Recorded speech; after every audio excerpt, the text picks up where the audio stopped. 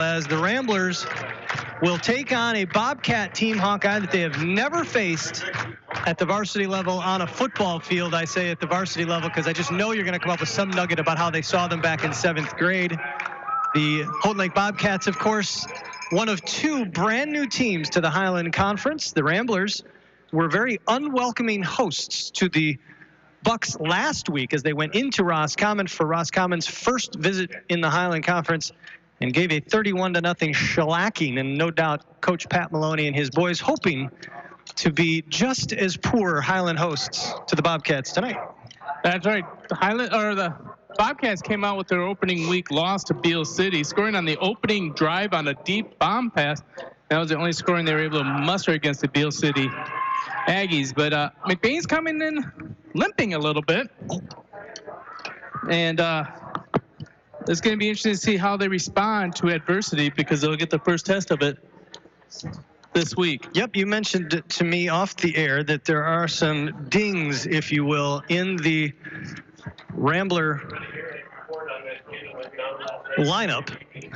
First of all, and I don't even believe he's dressed. I believe I see him in jeans on the sideline. Gavin Sealand will not play tonight. Gavin, of course, suffered the knee injury last year, took him out of basketball season, and he has been on the field, but less than 100%, I think he would tell you at various times this year. And I can't remember exactly what you told me the injury was. Deep thigh bruise. There you go. Oh, that's nasty. Nothing worse.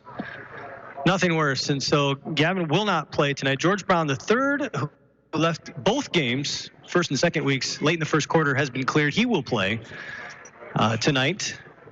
But it's going to be interesting to see how Coach Pat Maloney jury-rigs this offense against a Houghton Lake squad that can be very dangerous themselves. We're about to get the national anthem. Sorry, go ahead. I was going to say, you forgot the biggest injury so far of this game.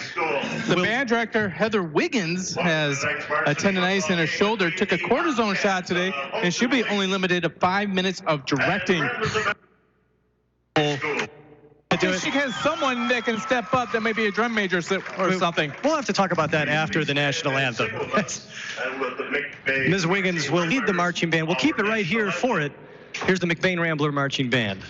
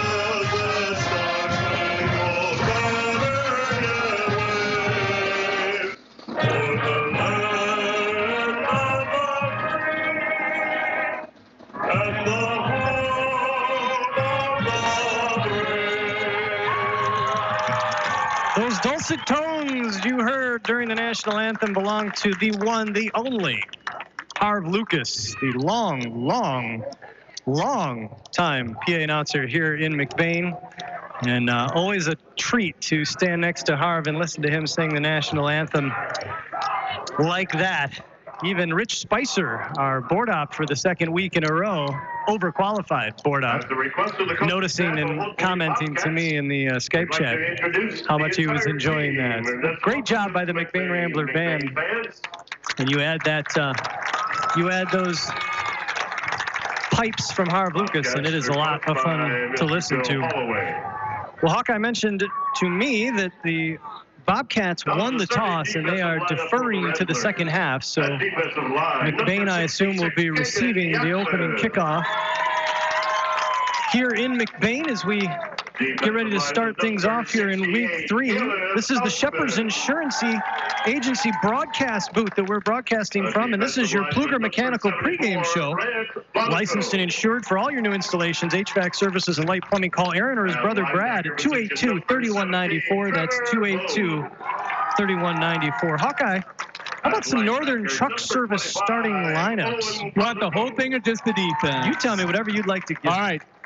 This year's McBain Ramblers are led by number 1, Sebastian Matson, number 2, Deacon Dottie, number 3, Gavin Seeland, number 7, Austin Ealing, number 8, Justin Gildy, number 11, Matt Utek, number 12, Ethan Martin, number 16, Josh Hart Jr., number 17, Trevor Bowe, number 22, Caden McGillis, number 24, George Brown III, number 25, Owen Bonico, number 33, Dustin McLean, number 34, Daniel Rodenbaum, number 51, Derek Camphouse, number 56, Drew Vanna, number 57, Brady Bailey. Number 62, Lucas Scolt. Number 64, Jesse Sycamore. Number 66, Kagan Yacklin. Number 67, Noah Burkholder. Number 68, Caleb Altman. Number 70, Joshua Mayhew. Number 73, Daniel Maloney. Number 74, Grant Bonico. Number 88, Keith Baker. Coached by Pat Maloney. Assistant coaches Bob McGillis, Ryan Pace, Alex Utek, and Mark Bonico. Remember that guy from the 80s before technology allowed us to speed up things, who could talk super, super fast and did all the stuff at the end of commercials that you had to get in but you didn't really want people to understand? Yes. That was phenomenal.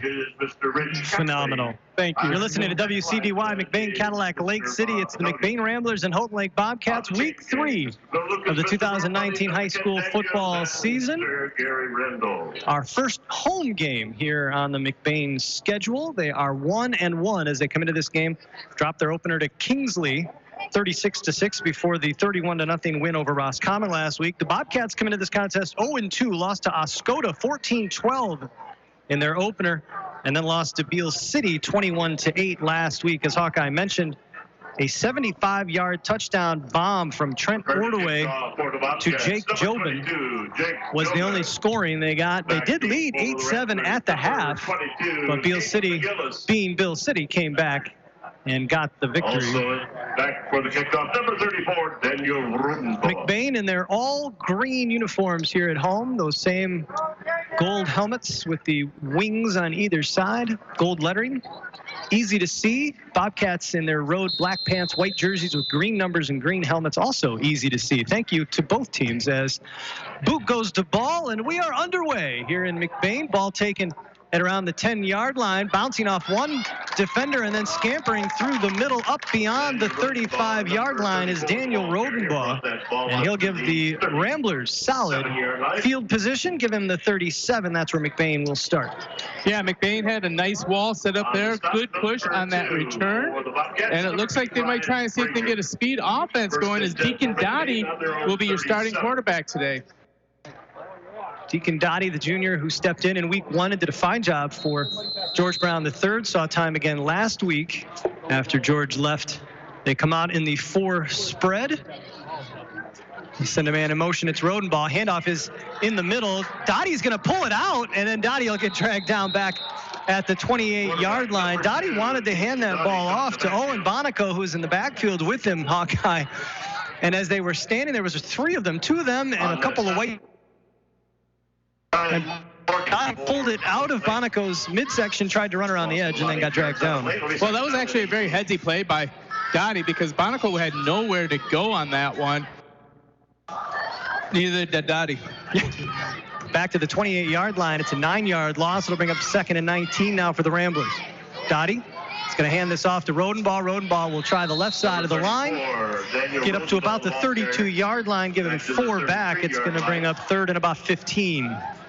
It's the only problem with broadcasting next to Harv Lucas. You will hear the line and the offensive player long before I get the chance to say it. 3rd down and 14 for McBain. Ball spotted on their own 32. 10:50 remaining here in the opening quarter. Just underway, no score. McBain with their first possession. They'll send out trips to the right, single receiver to the left as they go left to right across your radio dial. Dottie in the shotgun with Bonico in the backfield. Wants to roll to his right, has protection. Little flip for Rodenbaugh, tipped and then caught. And now Rodenbaugh will scamper over midfield, beyond the 40, dragged down at the 35-yard line of Houghton Lake. It'll be a first down and more for McBain in Houghton Lake territory. Hawkeye, who tipped that for the Ramblers? Actually tipped by a McBain. Was that McGillis? McGillis, yeah. McGillis reached back and tipped that pass, and Rodenbaugh in the same area. Johnny on the spot manages to bring it in, so it'll be the 35-yard line now of Houghton Lake on the first down for the Ramblers.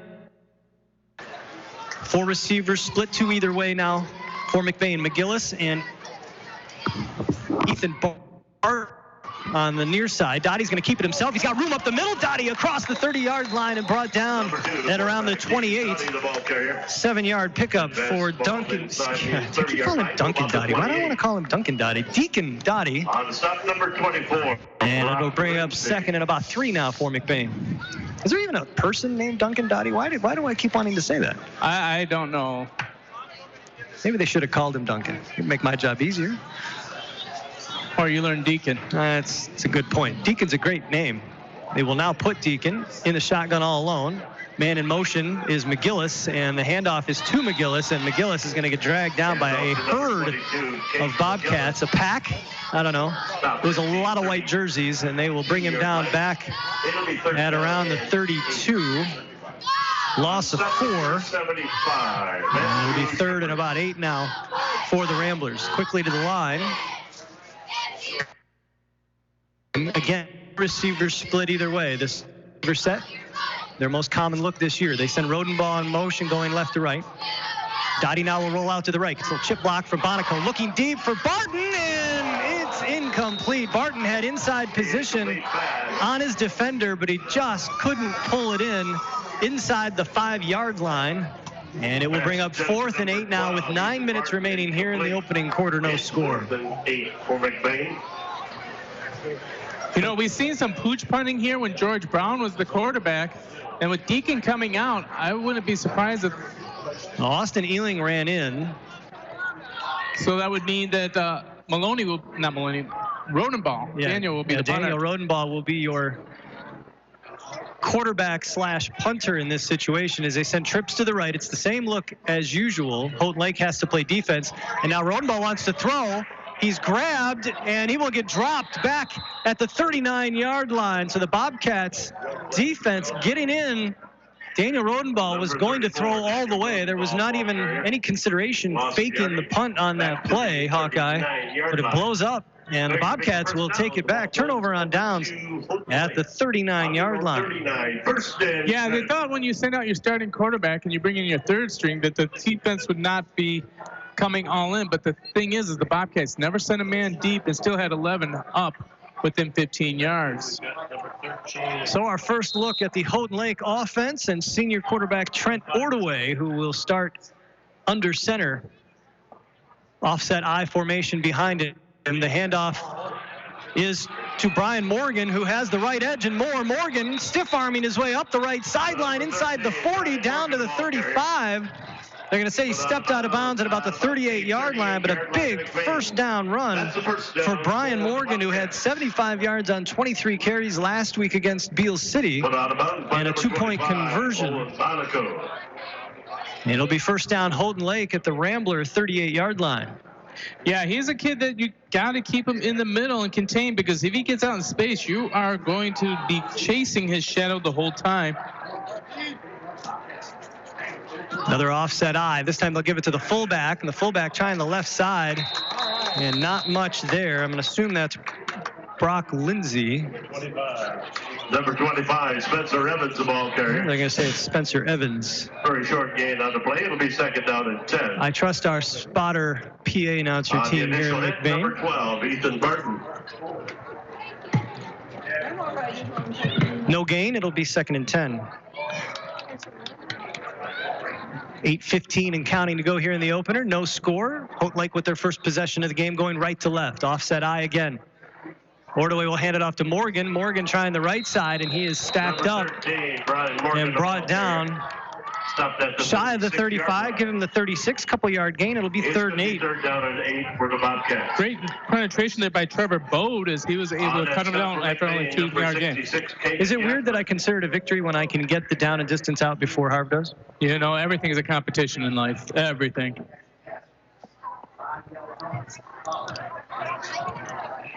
Houghton Lake breaks the huddle up to the line. Ordaway, the senior, under center, again with that offset I behind him. Morgan is your running back. Ordaway will give it to the fullback, trying the left side, then countering back to the right, and he is stacked up after crossing the 35, given maybe the 34-yard line. He picked up a few, but it's going to bring up a 4th and 5 situation now for the Bobcats, and it'll be interesting to see what Houghton Lake does. This is famously the maroon zone. You don't have too many exceptional pooch punters at the high school level who can coffin corner it inside the 10, so teams tend to go for 4th and single digits, and the Bobcats look to be no different as they come out again in that offset I situation. Ordway now directing Morgan. Morgan's now going to line up over on the left side as sort of a tight end. Shotgun formation, Ordway dropping back to throw, firing, and he's going to one-hop it short of his intended target, looking for Sean Patty, I believe, out on the incomplete. Back to the Ramblers with 6:36 to go here in the first quarter at their own 33. Yeah, good stand by the defense. They gave up the one big run to Morgan, and then after that they kind of toughened things up and made it really tough sledding. So right now the offense needs to start clicking again, and they're going to have to find a new big play threat at this point.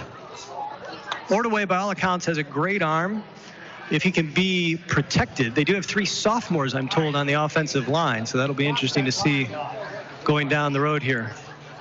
Here's Rodenbaugh in motion. Rodenbaugh gets some nice blocking on the right side.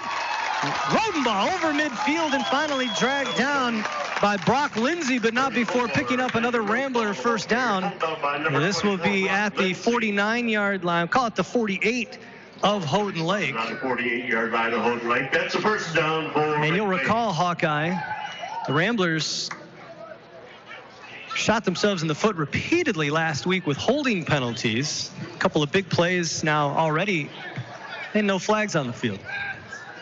Dottie's going to hand it off to McGillis. McGillis was coming from the right to the left in motion and did a great job of cutting upfield, and he's going to get himself just shy of the 46.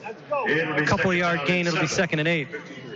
On the stop for the Bobcats, number 53, Gary. Inside Lindsay. 6 minutes remaining here in the opening quarter. Again, no score.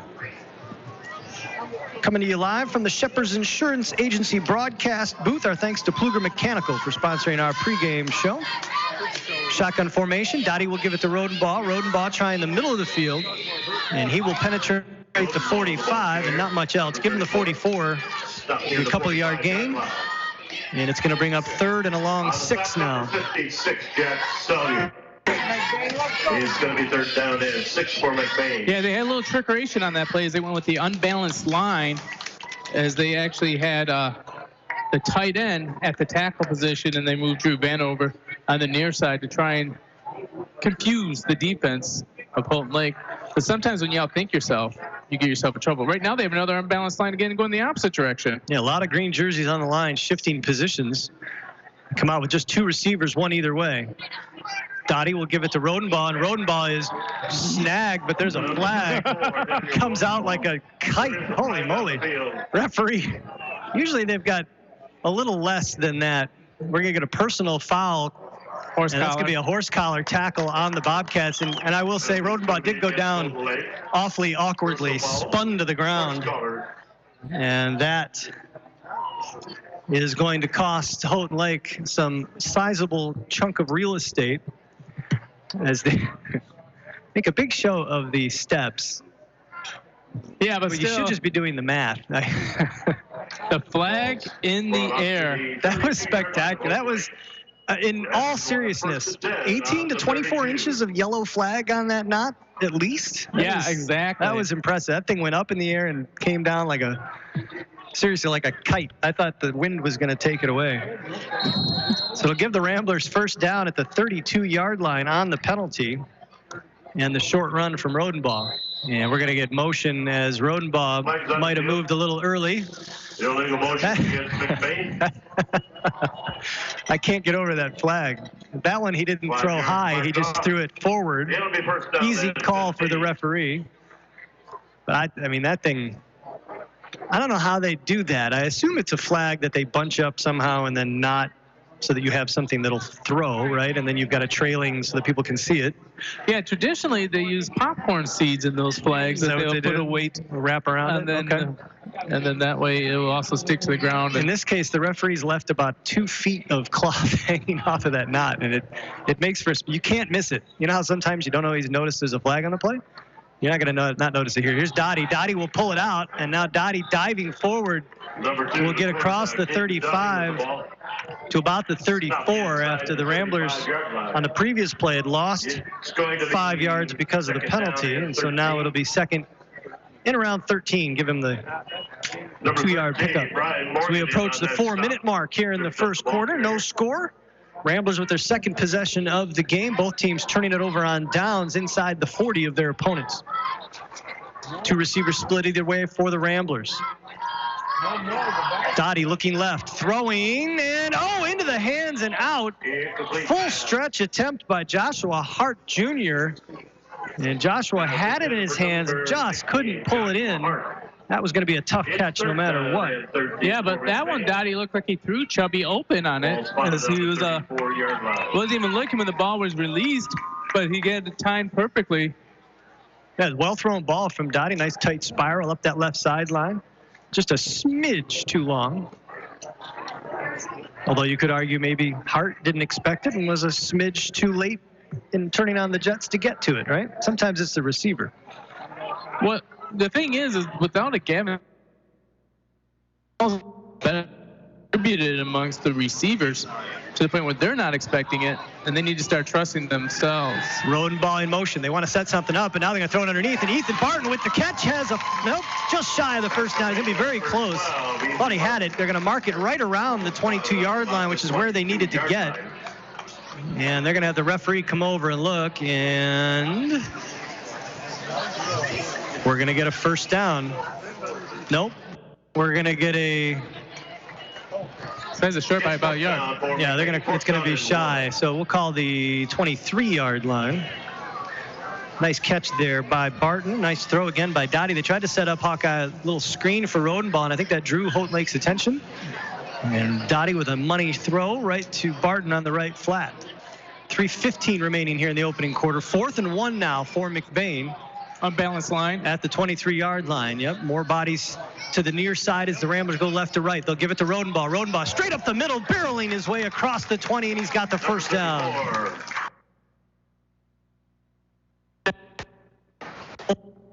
Football put his head down and dared them to stop him from getting that yard, and they couldn't do it. Well, he also was smart enough to run behind 2 Bonacos. Yeah, you and I probably could have picked up that yard behind them, right? Well, that's right. I mean, he ain't no be there dumb dummy.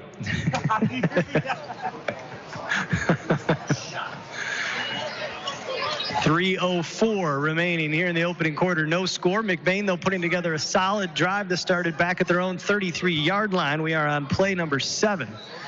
If you don't count the penalties, McGillis in motion from the right to the left. Dottie will put it in the breadbasket for Ealing. And number 7, Austin Ealing, grabbed by the shirt, kind of got spun around, managed to get forward anyway, take it to about the 17. I'll give him the 18. It's a 2-yard gain. 2nd and 8 with 2.5 remaining here in the first quarter. Yeah, you know, right now the position that McBain seems a little bit deep at is the running back, because Austin Ealing kind of had a coming out party last week up in Roscommon, and he's just kind of carrying that through right now. Once he's committed to the team, he is a very solid, strong player. 2nd and 8 for the Ramblers. They send McGillis in motion again, the only receiver on the right side. McGillis will take the handoff, gets a nice block, cuts upfield. McGillis inside the 10, McGillis over the 5, and then dragged down. Met right there at the 3-yard line, harshly. Nice tackle by the Bobcats. But it's going to be Ramblers 1st and goal now from the 3 on a great 15-yard pickup by McGillis. Yeah, but we got to give a shout on that one to Austin Ealing with the downfield block that freed up McGillis for the extra 10 yards. So McGillis gets the stat line, but those 10 yards belong to Ealing. 1st and goal for the Ramblers. 1:50 remaining here in this opening quarter. No score. 2 Bonacos and Outman on the right-hand side. That is a lot of bodies over there. And the snap is going to go through Dottie's hands, and he's going to just fall on it. That's smart. Deacon Dottie, instead of trying to up on the bounce and turn around, just fell on it. So it'll take the Ramblers back to about the 13-yard line. It's going to be a 10-yard loss. So it'll be 2nd and goal from there. From the Exchange Trip That Center. snap, I don't know if maybe Donnie took his eyes off it, but it went right through his hands. It was a high snap already. George Brown could have handled it with his extra 5 inches on Dottie. Handoff is to Daniel Rodenbaugh up the middle. Rodenbaugh will take it up to about the 11, couple-yard gain. It'll be 3rd and goal from the 11 now as we approach the 1-minute mark of the first quarter. Andrew Shepard. Ramblers looking to the sideline for the play call from Coach Pat Maloney. They'll send out 3 receivers to the right. Rodenbaugh is your slot receiver, along with McGillis and Barton. Hart to the left. Dottie by himself in the backfield. Lost the handle, but he's going to get semi-bailed out because there's a flag on the play on the near sideline. I got to assume this is going to be a false start on the Ramblers, and it's going to cost him 5. That's always terrible when poor Ethan Barton, as he's walking back, the official makes the signal and then points directly at Ethan to the referee, and that's the guy that did it. Yeah. No one saw it in this. Timeout on the field. McBain's timeout. Timeout by McBain. 38.7 seconds remaining here in the opening quarter. We'll take a 30-second break. Nothing. Ramblers with a 3rd and goal from the 16 coming up right after this. Making the final arrangements for a loved one is never easy. At Burkholder Family Funeral Home in McBain, they can help you get through the process one step at a time. Serving the families in McBain and the surrounding communities for over 40 years, they take pride in providing exceptional services that families can actually afford. The caring and compassionate staff at Burkholder Family Funeral Home can help ease the burden. Burkholder Family Funeral Home. Visit them today at 211 North Pine Street in McBain or call 231-825-8191. No score here in McBain. 38 seconds remain in the first quarter. The Ramblers, though, with a 3rd and goal from the 16-yard line, got down to the 3-yard line, but penalties and a mishandled snap have brought them back to the 16. Jay Simon alongside Gary Hawkeye Vanna. Rich Spicer, the Rich Spicer, turning the dials for us back in the studio. World's most overqualified board op. I don't know, 75 years in radio? Actually, I think I can safely say 35, and I don't think that's an exaggeration. Maybe 30. Depends on when he started. I know he was in high school. Ramblers out of the timeout. Dottie wants to throw. Back to his left. Has McGillis. McGillis trying to make a man miss, and nice open field tackle by Adrian Wooster, the sophomore for Houghton Lake, will stop McGillis at around the 8-yard line. It's going to be an 8-yard pickup, but it'll bring up 4th and goal now from the 8. And I don't think we're going to see Sebastian Matson getting an opportunity for a field goal. I think we're going to be going for on that last play. Drew Vanna playing left tackle. He was blocking the guy into the inside, finally released him. Guy thought he had to run the quarterback, and the screen was right over his head. So he turned around, and Vanna was right in his face again. Here's Dottie looking for Barton in the end zone. Caught! Touchdown, Ramblers! Deacon Dottie with a gorgeous spiral, throwing it up for grabs, and the 6'5" Ethan Barton goes up, brings it down, and the Ramblers have a 6-0 lead. That's just unfair. That's Garrett Berkmo's out there. That's just, you box him out, you got the superior height, put it up high and see what he does with it.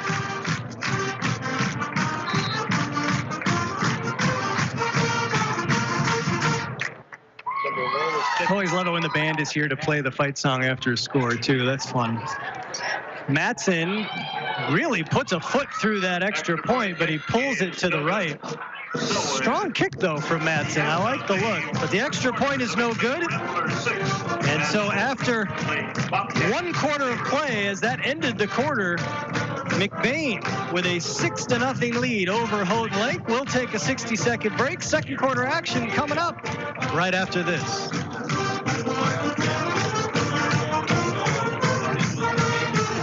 Don's Jones Auto Clinic, Chrysler Dodge Jeep Ram, and High Point GMC Cadillac continue to grow together to serve you better. Our staffs are a group of hardworking individuals who, just like you, get the job done every day by showing the dedication and determination to teamwork. You will not find a more dedicated team making the car or truck buying experience more seamless and easy. Locally owned dealerships, proud to support all local high school sports. We're behind you all the way. High school students are training for the jobs of tomorrow today at the Wexford-Misaki Career Technical Center in Cadillac. Juniors and seniors from 12 area high schools can choose from 14 career-driven programs. Free college credit is available. Visit WMISD.org and click or tap the Career Technical Education link. See all the great programs, then talk to your student's counselor. Call 876-2200. The Wexford-Misaki Career Technical Center on 13th Street across from Baker College. Proud to serve the students of McBain High School. CTC is the place to be.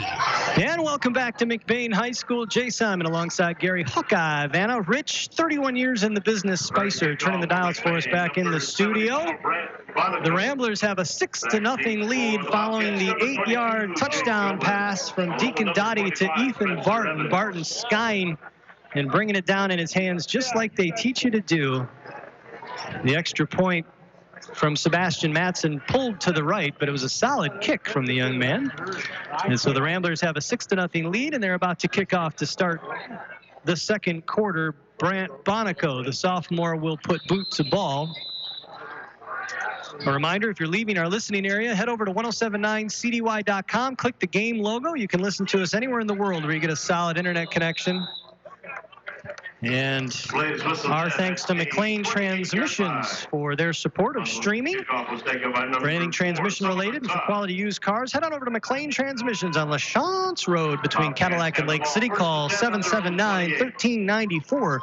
That's 779-1394. The ball fair caught by the Bobcats, and they will take over at their own 32-yard line as we get the second quarter, underway. Looks like the Bobcats have switched the offense into a shotgun offense at this moment. You're right. Ordaway in the shotgun, wants to throw. Rolling to his right with protection, and now he's going to get dragged down in the backfield at around the 21-yard line. And I'll tell you, Hawkeye, Number 3, Trent Ordaway. It's really the backfield. Pretty solid. On that stop, number 60. The Bobcat offensive line, that's high school level. That's pretty much an eternity that he had to throw there. Second down. Good job by the Ramblers secondary, not giving Ordaway any options to throw to. Well, they ran trips on the short side they had set up right now, and they all kind of ran around in the same zone, and McBain was just sitting on it. They do it again. This time they will hand it off, and buried under a pile of green jerseys. But that was Elijah Carroll, wasn't it? That was Elliot Carroll, the sophomore. Elliott. Ball carrier. Stopped at Looks the like 22-yard line.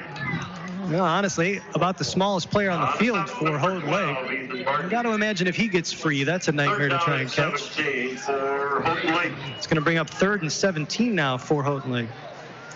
Ball spotted again at the 21-yard line. Come out again in shotgun. They got one receiver to the left, 3 to the right. Conspicuously absent on the field, if I'm not mistaken, Hawkeye, is Brian Morgan. Ordaway wants to throw. He will, and ball met beautifully by Austin Ealing, caught at the 31-yard line by Brock Lindsay, but he was met, ball and defender, Austin Ealing, at the exact same time, and he was going no further than he did. Ordaway running for his life to the 3rd, hit him in the numbers, and it's going to bring up 4th down and about 8 now for Houghton Lake. Great play by Austin Ealing, because what he did on that one is he made sure no one got behind him. He had a lot of room to play with, so he's played soft coverage close quickly on that pass and made sure there's nothing but a minimal gain to cause this punt. And he didn't try to go for the pick either. Made sure he tackled the ball carrier, the receiver. The punt is going to bounce once in front of McGillis. McGillis will take it inside his own 45. McGillis now to the right. McGillis with room. McGillis up the right sideline and then tripped up and brought down at around the 35-yard line of the Bobcats. Give him the 36, and that's where McBain will take over with excellent field position. 35-yard line of Houghton Lake. 1st and 10 Ramblers. It's interesting, Hawkeye, with the window open for us, we're getting much more crowd noise to listen. Something was going on away from the ball that the crowd was interested in, because McGillis wasn't doing anything to get all excited about. They all hooped and hollered. Did you see what it was? I did not see what had happened on there. So it had to be a monster block on somebody. Yeah, maybe on this side. You want to guess a Bonicle? Pretty Just good saying. chance of it. Deacon Dottie in the shotgun. They will send a man in motion. That's Ealing. Hand it off to Ealing. Ealing trying the left side of the line. Ealing ducking inside a man. Will get inside the 30-yard line. Brought down at around the 29. I'll give him 2. Harb will disagree with me. It'll be 2nd and 8 now. 29. Gain of 7 on the play. 2nd down and 3. On the stop, number 20, Sean Patty. It's really interesting watching what the McBain is doing with their line this game. They move around more than the receivers do. One receiver either side. Dottie. Ball's on the turf, and the Bobcats are going to pounce on it. Dottie was trying to give this to Rodenbaugh. Rodenbaugh was met by Jake Hamp, the junior, who led the team in tackles last week against Beale City. Hamp put a hat right on Rodenbaugh and the ball. Ball popped out, and Hamp just fell right on top of it. The ball bobbled by Dottie, which messed up all the timing. 33-yard line. It's bizarre how often that happens. You wouldn't think that bobble would have anything to do with the line, and yet somehow every time a ball is bobbled, somebody gets through quicker. Well, they blitzed. Murphy's Law. They blitzed the safety on that play right there, and then what that did is gave Holton Lake a one-man advantage. Each lineman was on one person, and then there's a free man to run through. Ordaway back under center will now pitch this. Trying the right edge is Morgan, and Morgan with nowhere to go is going to get drilled.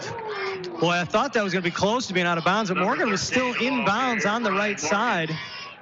And as he tried to jump back inside, he got laid out by a green jersey. Yeah, I saw on that one, Owen Bonicle wanted to introduce himself. He wanted to say hi to the guy. Welcome to the town. He was saying, Welcome to the Highland. Welcome to the Highland Conference. Welcome to McBain. Kelly's one of our fine sponsors for the post-game show. We'll have a delicious desserts, and they also have great crazy bread. Best fries in the north. 8:56 remaining here in the first half. Ramblers lead at 6-0. Bobcats, after the fumble by the Ramblers, looking at 2nd and 10 now from the 34. And we're going to get a flag and a delay of game on Houghton Lake because they took too long to figure out what they wanted to do. Houghton Lake, 5 yards marked off. He's 2nd down and 15. Coming to you live from the Shepherd's Insurance Agency broadcast booth, week 3 of the 2019 high school football season. The 1-1 McBain Ramblers, the 0-2 Houghton Lake Bobcats. Second week of Highland Conference action with 8 teams in the league. We have a non-conference opponent in week 1 and week 9, and a 7-week slate of conference action here on 107.9 CDY, as well as streaming live as the Manton Rangers enjoy a 6-0 lead right now in the second quarter. As there's a little swing pass out to the left side. This is caught by Jake Jobin. Jobin will take it up or past the original line of scrimmage, and will get brought down at around the 34. We'll give him the 35-yard line. It'll be 3rd and about 8 now for the Bobcats. Hawkeye, you need to talk to our halftime guest, Mr. Preisel, and tell him that these numbers need to be repainted. I can't tell. I'm having trouble with that. Well, see what we can do about that. We'll see what we can do about that. You know, it'll be a good time to talk about that. Trips to the right for the Bobcats. Ordaway in the shotgun. Ordaway under pressure is going to go down. 3 green jerseys get into the backfield, but Trevor Bode with the tackle. At the 25-yard line.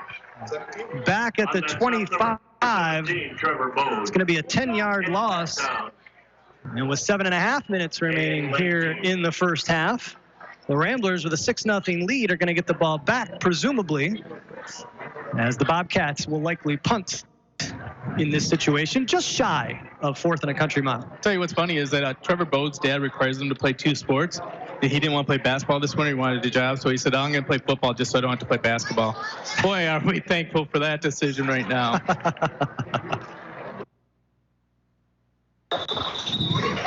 And the punt, Out of bounds. booted to the left, is going to go out about at around the 45-yard line, and that's where the Redbirds will take over McBain first will and take 10. over. 7:02 remaining Again, a here reminder that in the high first school half. Marching Ramblers, along with the 7th and 8th grade Marching Ramblers, will be playing for your halftime enjoyment.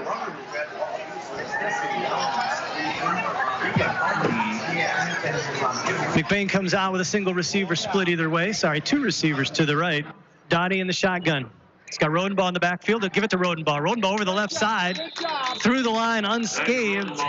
And Jake Jobin taking him out at the legs, but not before Rodenbaugh gets to midfield. It'll be a 5-yard pickup. And 2nd and 5 now for the Ramblers. 6:45 to go in the first half. 6-0 McBain with the lead. Yeah, Rodenbaugh got high load on that one as the defensive back for Holton Lake came at his knees, and the linebacker from behind came at his shoulders and just kind of laid him in a vertical position. That high-low at least will just put you down flat. The high-low where they both come from the same side is really bad. Or if it comes each on a side instead of from front and back. Yeah. Quick update over on our sister station, 107.1 The Drive. Cadillac has a 13-6 lead in the second quarter, as we are going to get a Rambler timeout. 6:14 to go here in the first half. 6-0 McBain. Will take a break. Don't go anywhere. Back after this. In the small town of McBain lies a locally owned family pharmacy that takes pride in helping improve the health of every patient that comes through the door. At McBain Family Pharmacy, you're more than just a prescription. Here, you're family, and their experienced team of professionals are always available to answer any questions you may have regarding prescription and over-the-counter medications. McBain Family Pharmacy is your full-service family pharmacy for both traditional and compound medications. Call them today at 231-825-8175. That's 231-825-8175. Or stop by their store, located at 119 North Roland Street in McBain. And welcome back to McBain High School. Jay Simon alongside Gary Hawkeye Vanna. Rich, 31 years in the business. Spicer turning the dials for us back in the studio. That nickname will never get old. 6:14 remaining here in the first half. McBain with a 6-0 lead thanks to an 8-yard touchdown pass. Deacon Dottie to Ethan Barton. Ramblers coughed it up in Bobcat territory, but the defense got it right back, and now they've got a 2nd and 5 at midfield, going right to left across your radio dial. Dottie will give it to Rodenbaugh. Rodenbaugh through the middle. Rodenbaugh makes a man miss, breaks out of a jersey tackle, and then finally rolled down over the 35, and the Bobcats come up with it. Brock Lindsay on the tackle came out of that roll to the ground saying he had the ball, but the officials saying that Rodenbaugh was on the turf before that ball got taken away, so McBain will keep it.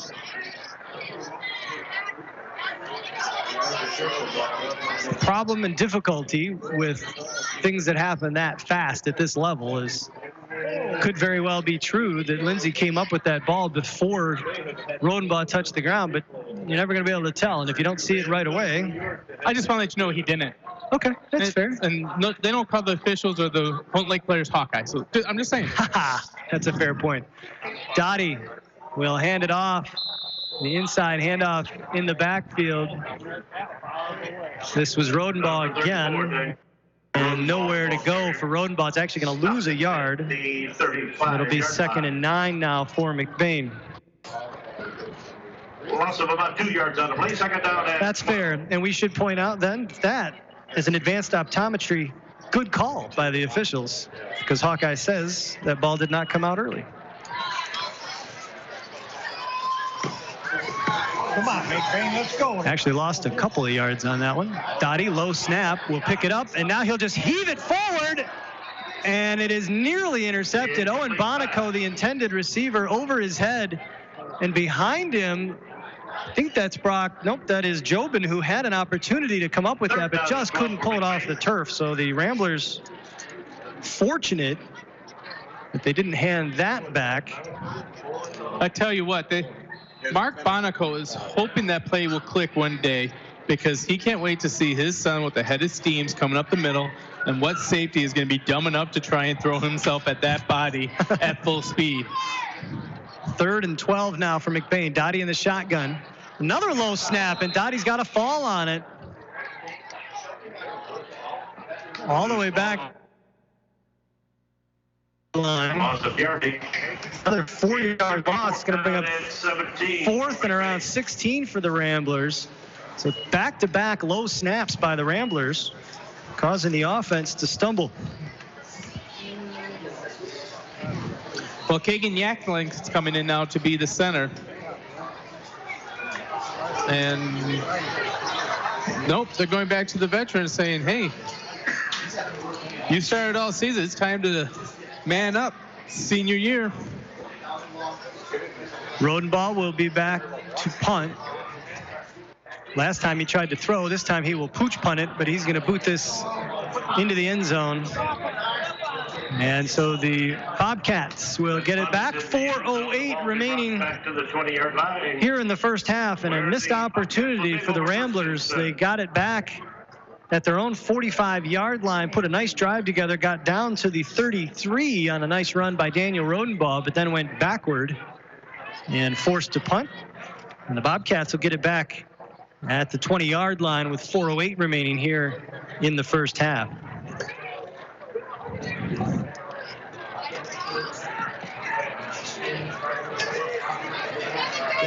Bobcats have been alternating between this offset I formation with Ordway under center and a trips to the right shotgun formation. This time they put Morgan in the backfield. They'll hand it off to Brian Morgan, the running back, and the Ramblers.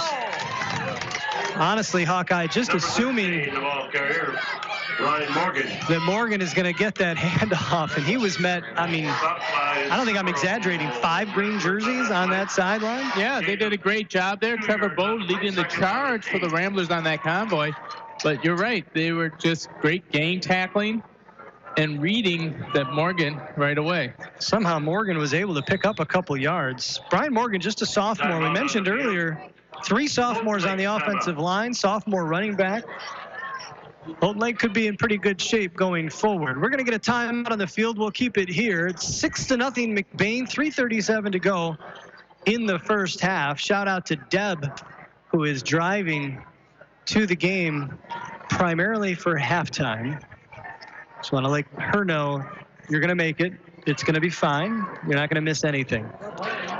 Make sure you stick around. The halftime show brought to you by the fine folks of McBain Hardware. Stop by, see Ron or Tyler for all your hardware needs. And as Gary's brother-in-law will tell you, if McBain Hardware doesn't have it, you probably don't need it.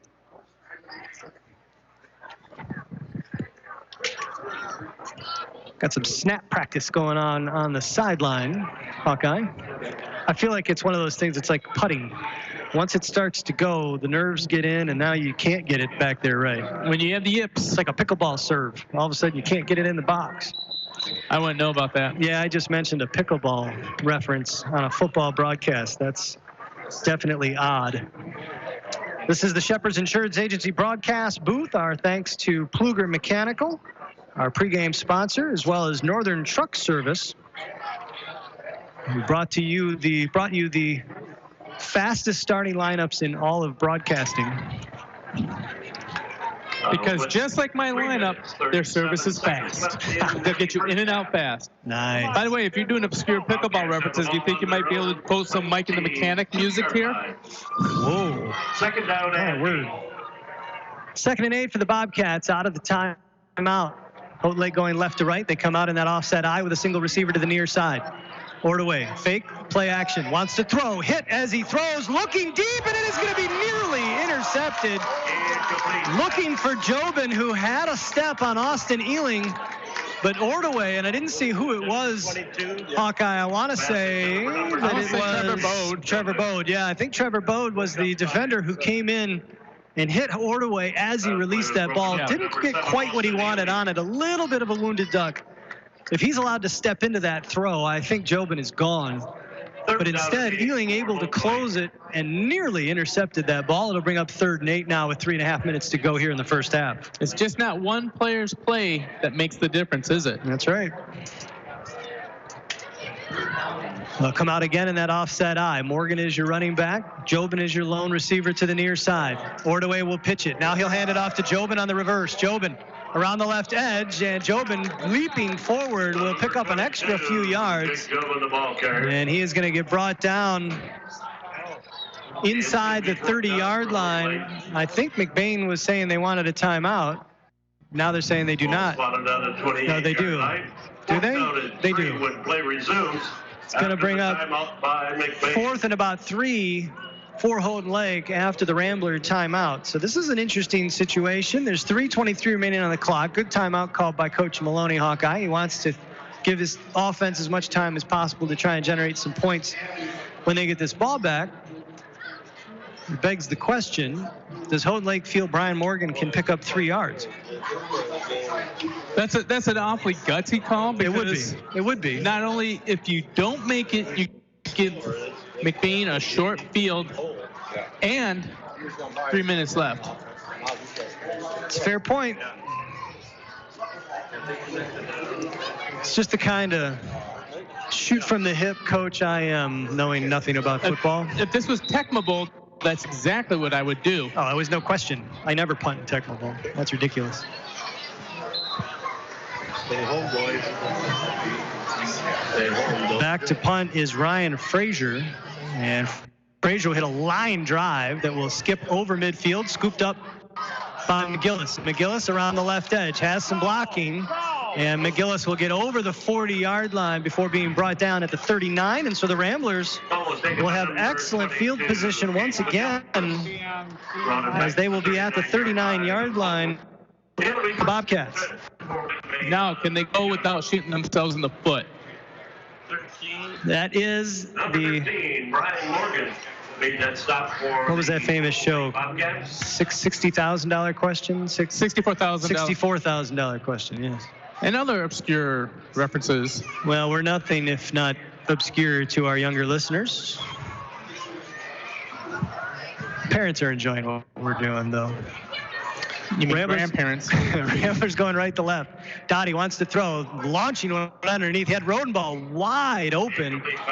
Might have been pressured a little and felt like he had to hurry that throw, but boy, Rodenball, they double teamed Barton deep, and Rodenball came in underneath and was all alone. Yeah, I think Dottie overthrew it, if that makes sense. He hung on to the ball too long. Yep. Instead of letting it go at his natural point of release. And that will cause the ball to one hop. 2nd and 10 for the Ramblers as they go right to left. 3:09 remaining here in the first half. 6-0 McBain. You know, Drew tells me that Dottie's problem last year, he got beaten up a lot, but he never played behind a varsity line. All right, now we just saw the offensive line shift 6 times.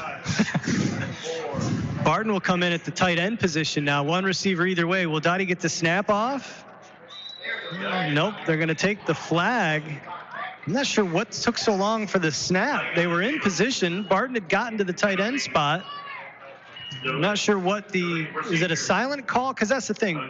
Dottie's not doing anything to call for the ball. Is it the line that's making that decision on snapping it, or is he saying something? I would assume he has to be saying something. I would assume so, too. What was weird on that is there's no clap. There's no... It was not called delay game. Was there motion? Yeah, because it was illegal procedure, because it was the sideline judge that threw the flag, not the back judge. Well, 5 yards is 5 yards, I guess. Back to the 44, go the Ramblers. Dottie around the right edge. There's a flag on the play. There's another flag behind the play. I need a better description for that, Hawkeye. What is that like? What has anybody ever seen that looks like that? What can we use to describe? Back in the 70s, when you used to play unsafe law games, we had this game. It was called Jarts. Yeah. But there was no you took the underhand. Yeah, but you took the underhand and you tried to get as much arc on it, so it came down and landed in a circle area. Yeah. And that's the throw he's using on that. Is the Jart throw. There's no question about that. It's got a gorgeous arc to it. The closest thing I can come to is we had a holding penalty on the Ramblers, and it's going to bring it all the way back to the Rambler 48-yard line. And this is going to be 2nd and a country mile now for the Ramblers. You ever see rhythmic gymnastics? The thing, the ribbon on the string? That's kind of what it looks like. Here's Rodenball on a screen pass. Rodenball here on the left side. I guess it's not really a screen because they didn't set any blocking up for him. Just a quick hit to the receiver on the near side. Rodenball will take it up over the 45 of Houghton Lake down to the 43 of the Bobcats. It'll be 3rd and inside a country mile, now about 15.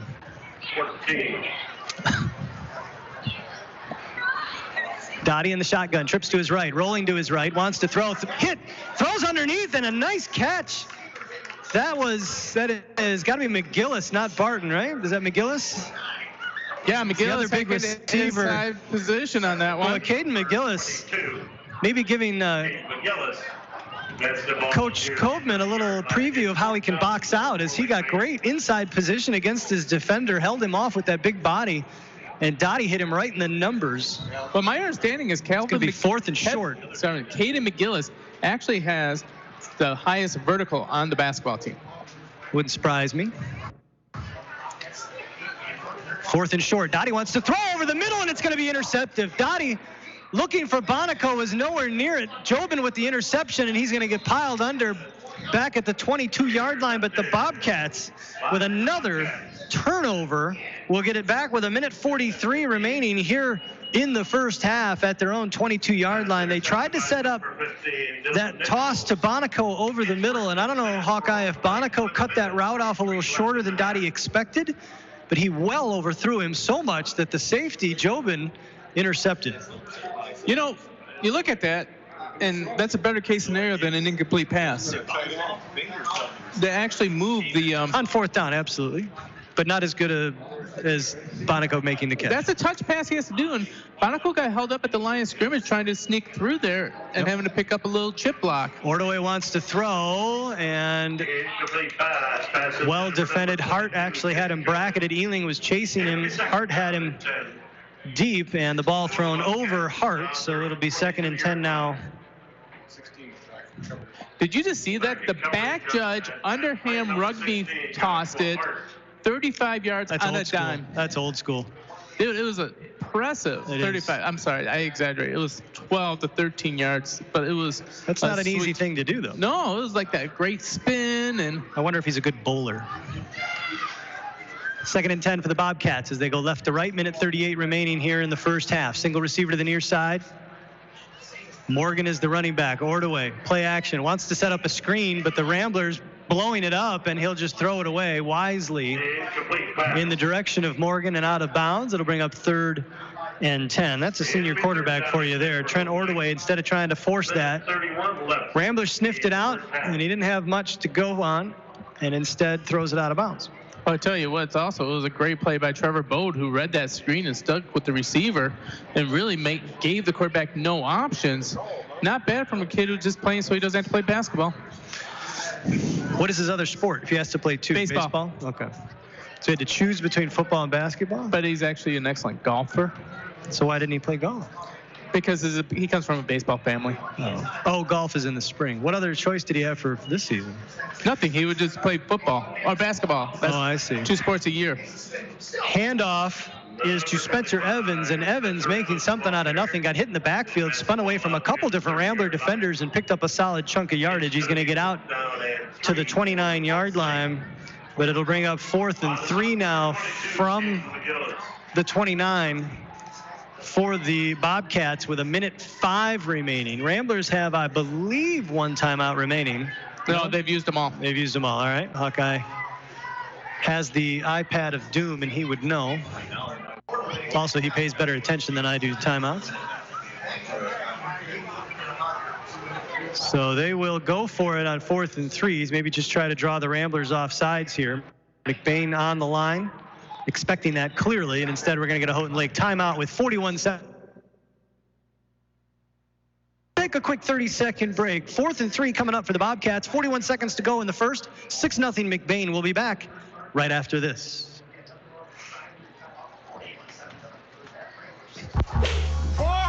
With straightforward rewards checking from Forefront Credit Union, you get 4% rewards for doing stuff you do every day, like logging onto your account and receiving e-statements. And you can open your account right online. It's that straightforward. Unlike someone's T-shot, straightforward rewards from Forefront Credit Union. Are you getting 4%?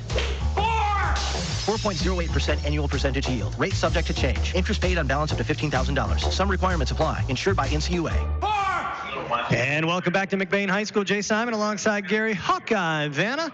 Rich Spicer turning the dials for us back in the studio. Yes, you heard me correctly, folks. The Rich Spicer. Need to let you know, last week, Hawkeye, Rich came on to give us, I think it was a score update or something, but he actually brought his voice over the airwaves so that our listeners could hear him. I got more comments about that than I've ever gotten about anything we've ever done on the air. Yeah, it's kind of like those old-fashioned breaking news straight from the studio. Right on. We're going to get a false start on the Bobcats out of the timeout. So that'll cost them another 5, take them back to the 24-yard line, and now 4th and 8 with 41 seconds remaining. And this time they will be in position. Ryan Frazier, the senior, back to punt. Last time was a line drive, taken at midfield. See what he can get off here. Good snap, rolls to his right, gets off a nice kick.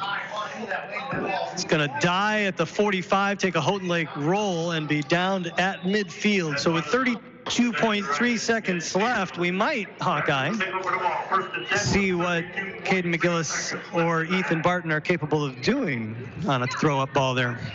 Yeah, up for grabs. Well, you got 32 seconds. You don't have to do it all in one play here. Nope, it's true. Just move the ball forward about 7-8 yards and let Sebastian Madsen swing at it.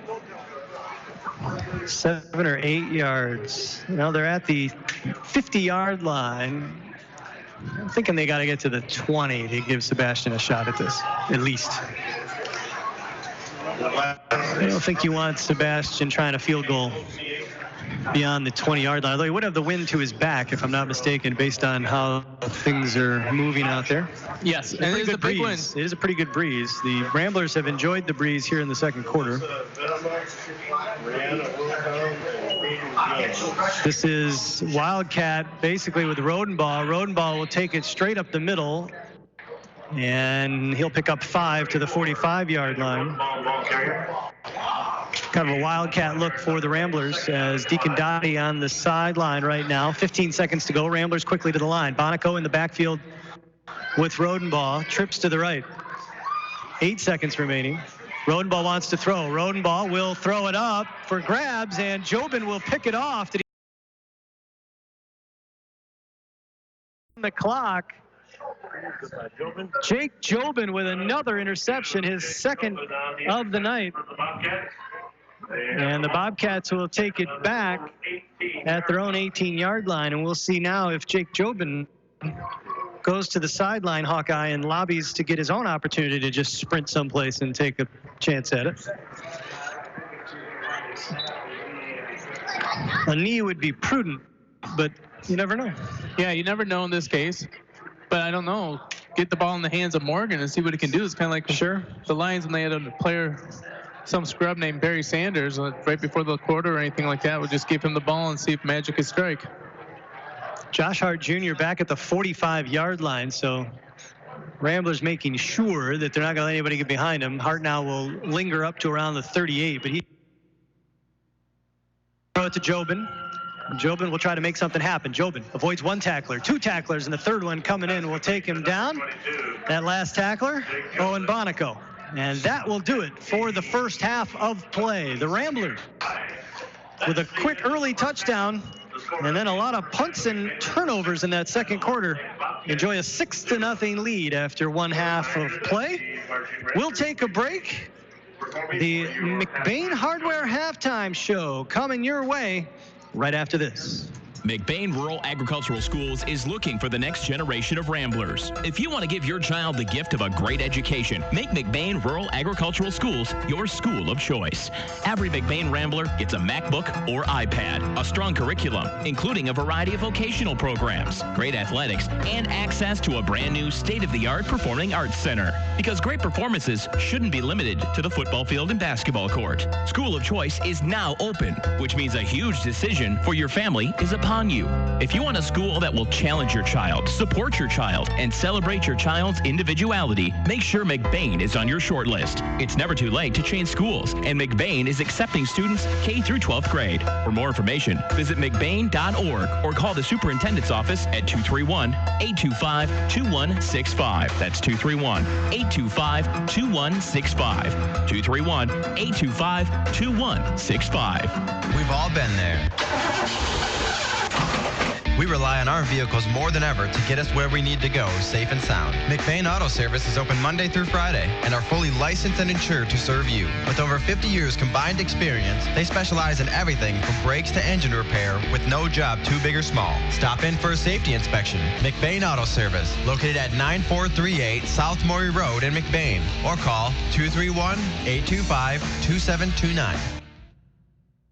Just like a referee needs great eyesight to make the big calls, you need great eyesight to tackle life's challenges. At Advanced Optometry in Cadillac, their qualified and professional staff works together to ensure your visit is comfortable, accommodating your busy schedule and addressing any questions prior to your appointment. Whether it's a general eye exam or treating a condition that requires an in-depth diagnosis, you'll get undivided attention and a plan based on your needs and Advanced Optometry's expert opinion. Focused on your eye health, Advanced Optometry on Polister Street in Cadillac. Learn more at advancedoptometry.com. Providing great service and quality to our customers, LC Materials is here for you and all your concrete and aggregate needs, both residential and commercial projects. We can assist you in estimates, sand and gravel needs, project details, and on-time delivery. LC Materials is also in Cadillac at the Concrete Store. The Concrete Store has building supplies, stone, block, tools, and other accessories to help you finish your project. So when you're ready, call LC Materials. We're ready when you are, online at lcmaterials.net. And welcome back to McBain High School. Jay Simon alongside Gary Hawkeye Vanna, enjoying the sounds of the McBain High School Marching Band under the direction of Abigail Simon, drum major. Yes, there's relation there. My daughter. And I can't even do the second half here because I'm just dadding out watching her lead the band in this halftime extravaganza. 6-0 is our score here in McBain. The Ramblers getting an 8-yard touchdown. Deacon Dottie to Ethan Barton in the first half, closing out the first half on a drive that took up 6.5 minutes. The extra point no good. Scoring in half. Well, punt, fumble, punt, interception, half. It is not a great second quarter for the offenses. The defenses, though, have really stuck it to them. So no doubt at halftime here, the coaches looking to maybe make some adjustments and try to get some points on the board in the second half. Jay Simon alongside Gary Hawkeye Van. I got a special guest coming up here at halftime. But before we do that, Gary's got the iPad of doom in your first half statistics. Yeah, we're going to start off the first half statistics as Deacon Dottie is 6 for 11 for 81 yards and an interception. And Daniel Rowe 0 for 1 with an interception. Also, Daniel Rodenbaugh is leading the rushing with 10 rushes for 48 yards. Katie McGillis, 3 rushes, 13 yards. Austin Ealing, 2 rushes, 9 yards. Receiving would be also Daniel Rodenbaugh with 1 catch for 32 yards. Ethan Barton with 2 catches, 1 for a touchdown, 19 total yards right there. Defense is being led by Trevor Bode with 5 tackles. Owen Bonico with 3 tackles. And Ethan Barton with another 3 tackles. As we were talking beforehand, McBain's defense has been very stout. Has held the Houghton Lake Bobcats to only 41 total yards in the first half. And Houghton Lake has only gotten 3 first down to McBain's 13 first downs. You wonder why the score is so close? McBain has turned the ball over 3 times in the game, 2 interceptions, 1 fumble, and they've kind of hurt themselves when it comes to finishing these plays. Yeah, those turnovers, Hawkeye, I believe all 3 turnovers coming in Houghton Lake territory. In the second quarter, with the wind at your back. Ending drives that had started with excellent field position. And so I'm sure head coach Pat Maloney will be discussing that one with his charges. This is the McBain Hardware halftime show. Stop by, see Ron or Tyler for all your hardware needs. As Gary's brother-in-law will tell you, if McBain Hardware doesn't have it, you probably don't need it. And McBain Hardware also wants to welcome their newest employee, a little young buck named Dan Eisinger, someone who just retired from McBain as the longtime janitor, is now at McBain Hardware. Coming to you live from the Shepherd's Insurance Agency broadcast booth. You just heard the Forefront Credit Union stat leaders, Northern Michigan's leading used vehicle lender. That's Forefront Credit Union. I want to thank all of our broadcast partners for their support of tonight's broadcast. We couldn't do it without them. And they include Burkholder Family Funeral Home, McNally's Party Store, McBain Family Pharmacy, and LC Materials. This is local businesses sponsoring local sports here on 107.9 CDY. If you get a chance to stop in and say hi to any of those broadcast partners, please do let them know you heard them here on 107.9 CDY. We couldn't do it without them. We're going to take a quick break, and when we come back, Superintendent Dr. Steve Preisel will join Gary, and we'll have that for you right after this. In this moment, who has your back? Do you know the name of your insurance agent? Does your agent know your name? Or would you call a 1-800 number that connects you with who? Another state? Another country? Get a local independent insurance agent with Auto Owners Insurance. Someone you can call when bad stuff happens. In this moment, get an agent who will protect you in that moment. Shepherd's Agency, founded by Joseph Shepherd's, and today celebrating nearly 100 years of serving all your hometown insurance needs. The Shepherd's Agency in downtown McBain. Call 231-825-2411. Good Friday night, week 3 of the football season. The 1-1 McBain Ramblers against the 0-2 Houghton Lake Bobcats. Houghton Lake, brand new members of the Highland Conference, are down right now 6-0. This is Gary Hawkeye Vanna. Jay Simon is taken off to go become full dad, including the embarrassing loud clap and high-pitched girl scream. I'm joined by Dr. Steve Preisel. Welcome, Dr. Preisel, to the broadcast. Gary, good evening. It's good to see our football field out here. And I'll tell you what, I'm glad to be watching our guys out there playing, but our marching band is something else. You know, Heather Wiggins has done an amazing job out here. And, you know, in the pregame show, we were talking about the most significant injury this week was actually the tendonitis in Heather Wiggins' shoulder and how she had to take a cortisone shot just to come out here and play. You think our football players are tough? Our band director is taking shots just to perform on Friday nights. I like it. I like that toughness. Yeah, they're doing an awesome job. Yeah, it's mass band night here in McBain as they got their first home Friday night game. We got some changes around here. You'll notice if you go to the concession stand, they're starting to offer caramel corn.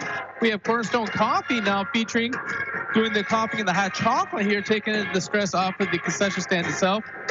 And in front of the concession stand, right between the two windows, you can go, there's a special board, and it says something about bond. So, Dr. Preisel, a bond? Yeah, you know, we're going to be putting a proposal on the for the voters to consider on November 5th. And we've already started getting the information out. Like you said, like you referred to, there's a board out by the concession stand, so people start talking about it, asking questions. We just encourage people to go to the website.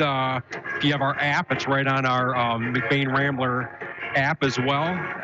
You'll find all kinds of information about. We're asking for 1.4 mils above the current millage rate.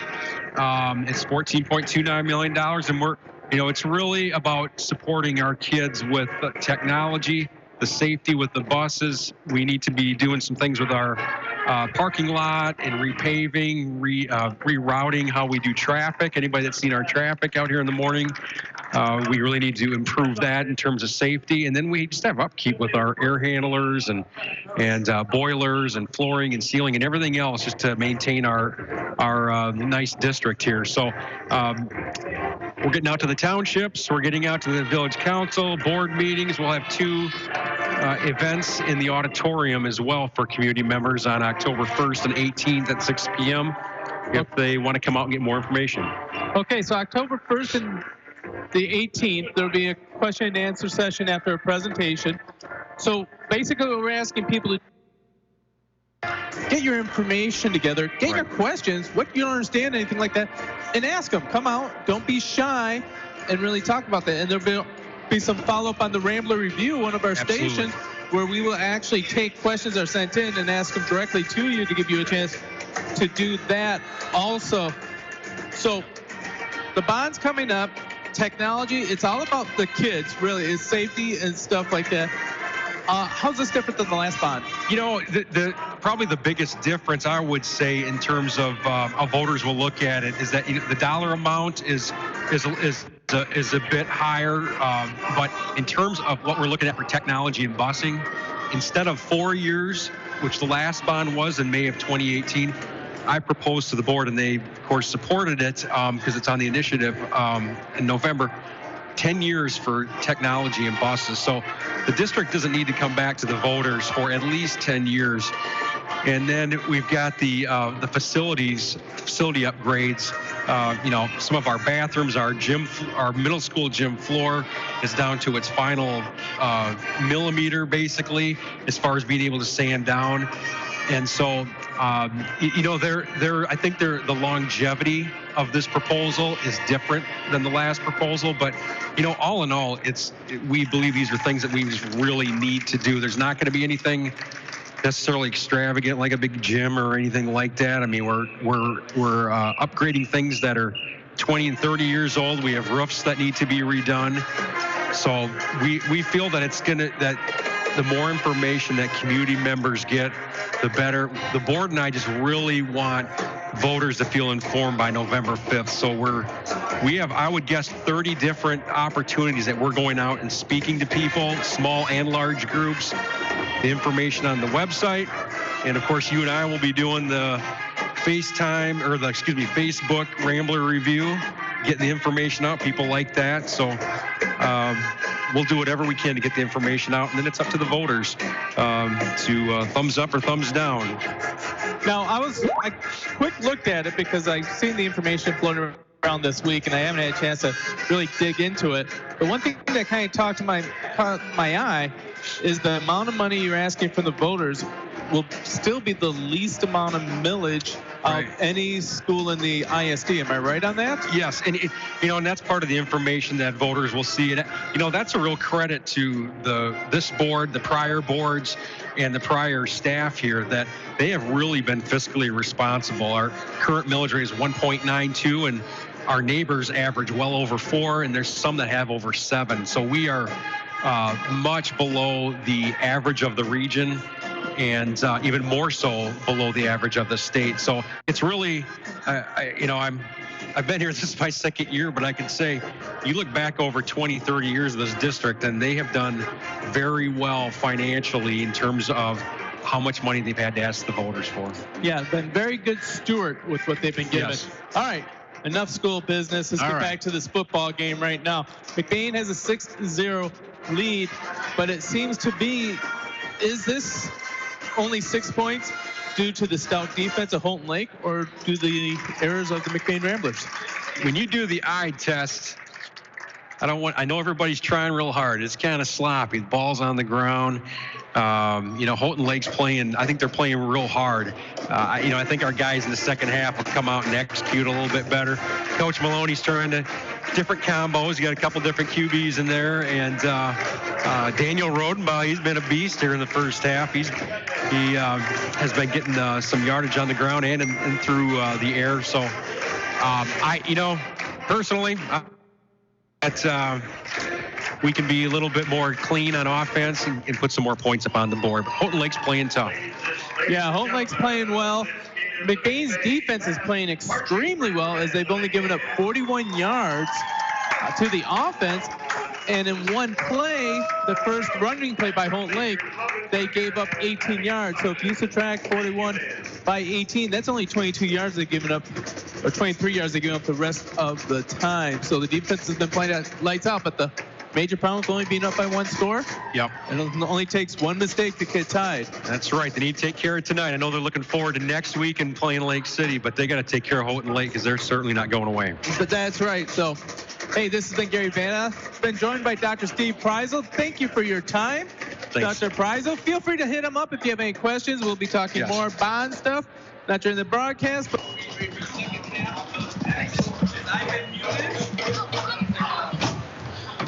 and now that we're getting ready for the second half of the action, we just had the magic. Is it the magic or the mysterious 3 minutes? I can't remember what you call that. It's the magical 3 minutes. Brought to you by. Oh, I thought you were going to jump in. Northern Truck Service, yes. The magical 3 minutes, the mysterious magical 3 minutes that when both teams come back on the field, they add to the clock. I have long been an admirer and a confused admirer of how they do that, why they do that. I'm sure there's all kinds of really good reasons, but Northern Truck Service bringing you the magical 3 minutes. My apologies for muting you. You were doing a job of talking to Dr. Prizel that I just instinctively muted line 2, thinking that was Dr. Prizel because your lead won there. 6-0 our score here at halftime. McBain High School. My thanks to Hawkeye for conducting that interview with Dr. Prizel so that I could just dad out there. My daughter, the drum major here in McBain, lead drum major, leading them at halftime. And a fine job. One of the best, honestly, and I realize I'm terribly biased, Hawkeye, but I think you are too, but you'd agree with me. One of the best high school bands in the North under Heather Wiggins. We've been to a lot of games. We've heard a lot of national anthems, and I've not heard one that compares to the job these young men and women do here in McBain. Well, I'm biased, I admit it. I'm not. I've never been accused of being biased. But if you want to do a national anthem, the very best place in all of the state of Michigan, not just Northern Michigan, and not even just the state, in the Midwest, if you ever get a chance, this should be a bucket list thing. They should auction this off. You come in the press box for the national anthem, and you have the greatest Class C marching band with the Hall of Fame PA announcer singing the song. You put those two together, right? It is a bucket list item to hear Harv Lucas sing with our marching band. That needs to be written up. That is an absolute truth. Harv's not. Are you crying, Harv? Are you so That's touched? right. He got his handkerchief out. He's so touched. He's starting to tear up. Oh, that's sweet. I don't know if he's tearing up or if he's pulling his pants up high so he doesn't get anything on his pants. Good thing I got my boots on. We're not the only ones to say that, Harv. It gets commented on all the time. Who is that singing in the background? We always let him know. That is the legend himself, Harv Lucas. Oh, my word. Well, this has been the McBain Hardware halftime show.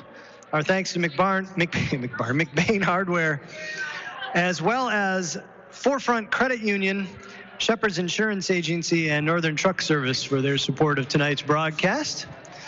The Bobcats of Houghton Lake had deferred, and they will take the second half kickoff.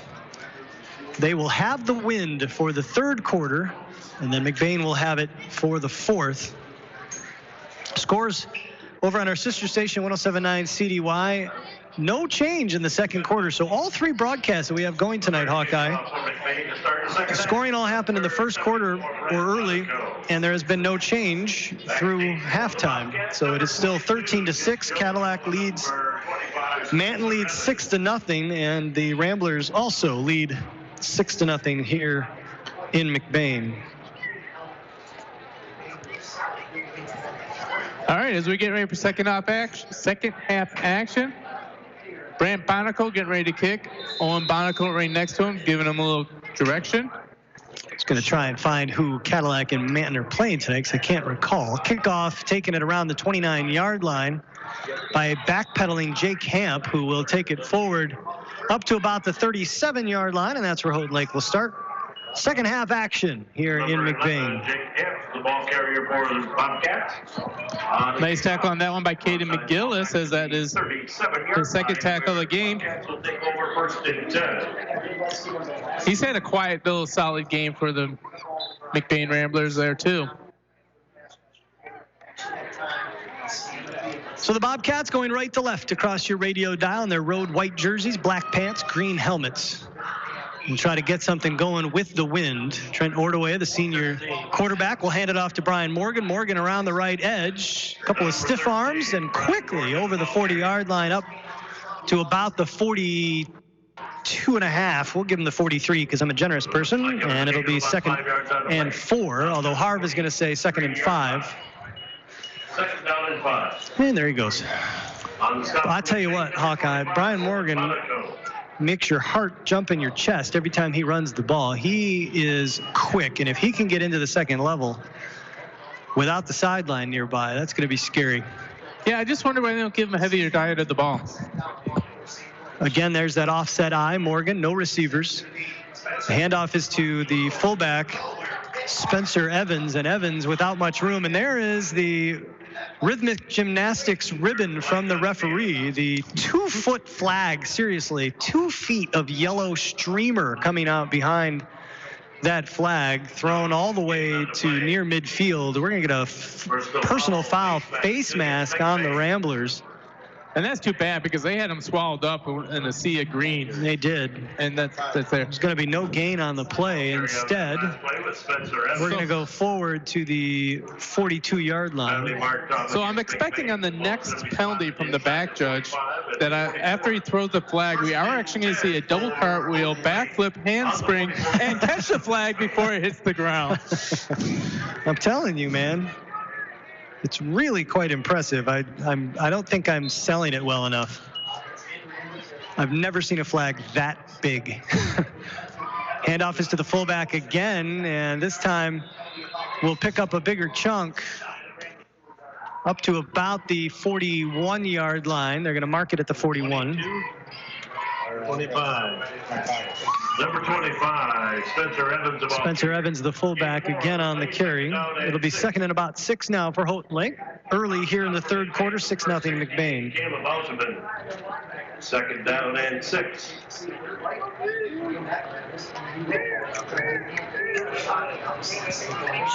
Handoff is to Morgan. Morgan over the right edge. Morgan with room. Morgan with a first down up the right sideline. And Brian Morgan carrying green jerseys over the 30 inside the first down. And there's that burst of speed and ability to make people miss from the sophomore Brian Morgan all the way out to the 23-yard line. First down, Houghton Lake. Wowzers. That's what you've been afraid of. But and, you know, when you're only up by 1 score, it only takes a solid drive to make this a knotted up game again. Again, Morgan in the offset I formation. They'll give it to Morgan straight up the middle. Morgan will take it up to about the 20-yard line, maybe give him the 19 before being brought down by a host of Ramblers. 4-yard gain will make it 2nd and 6. Yeah, it almost feels like he's just hiding behind the offensive line. The running backs are so small and so low to the ground that it's hard to see him behind their line. 2nd and 6, 10:15 remaining here in the third quarter. 6-0 McBain. Offset I again for the Bobcats. Your single receiver is Jobin, and we're going to get a Rambler timeout as Coach Maloney is getting a little tired of this heavy dose of Brian Morgan and wants to talk it over. We'll take a quick 30-second break and be back right after this. If you haven't taken an opportunity to pick up your tickets on the raffle for the 2000.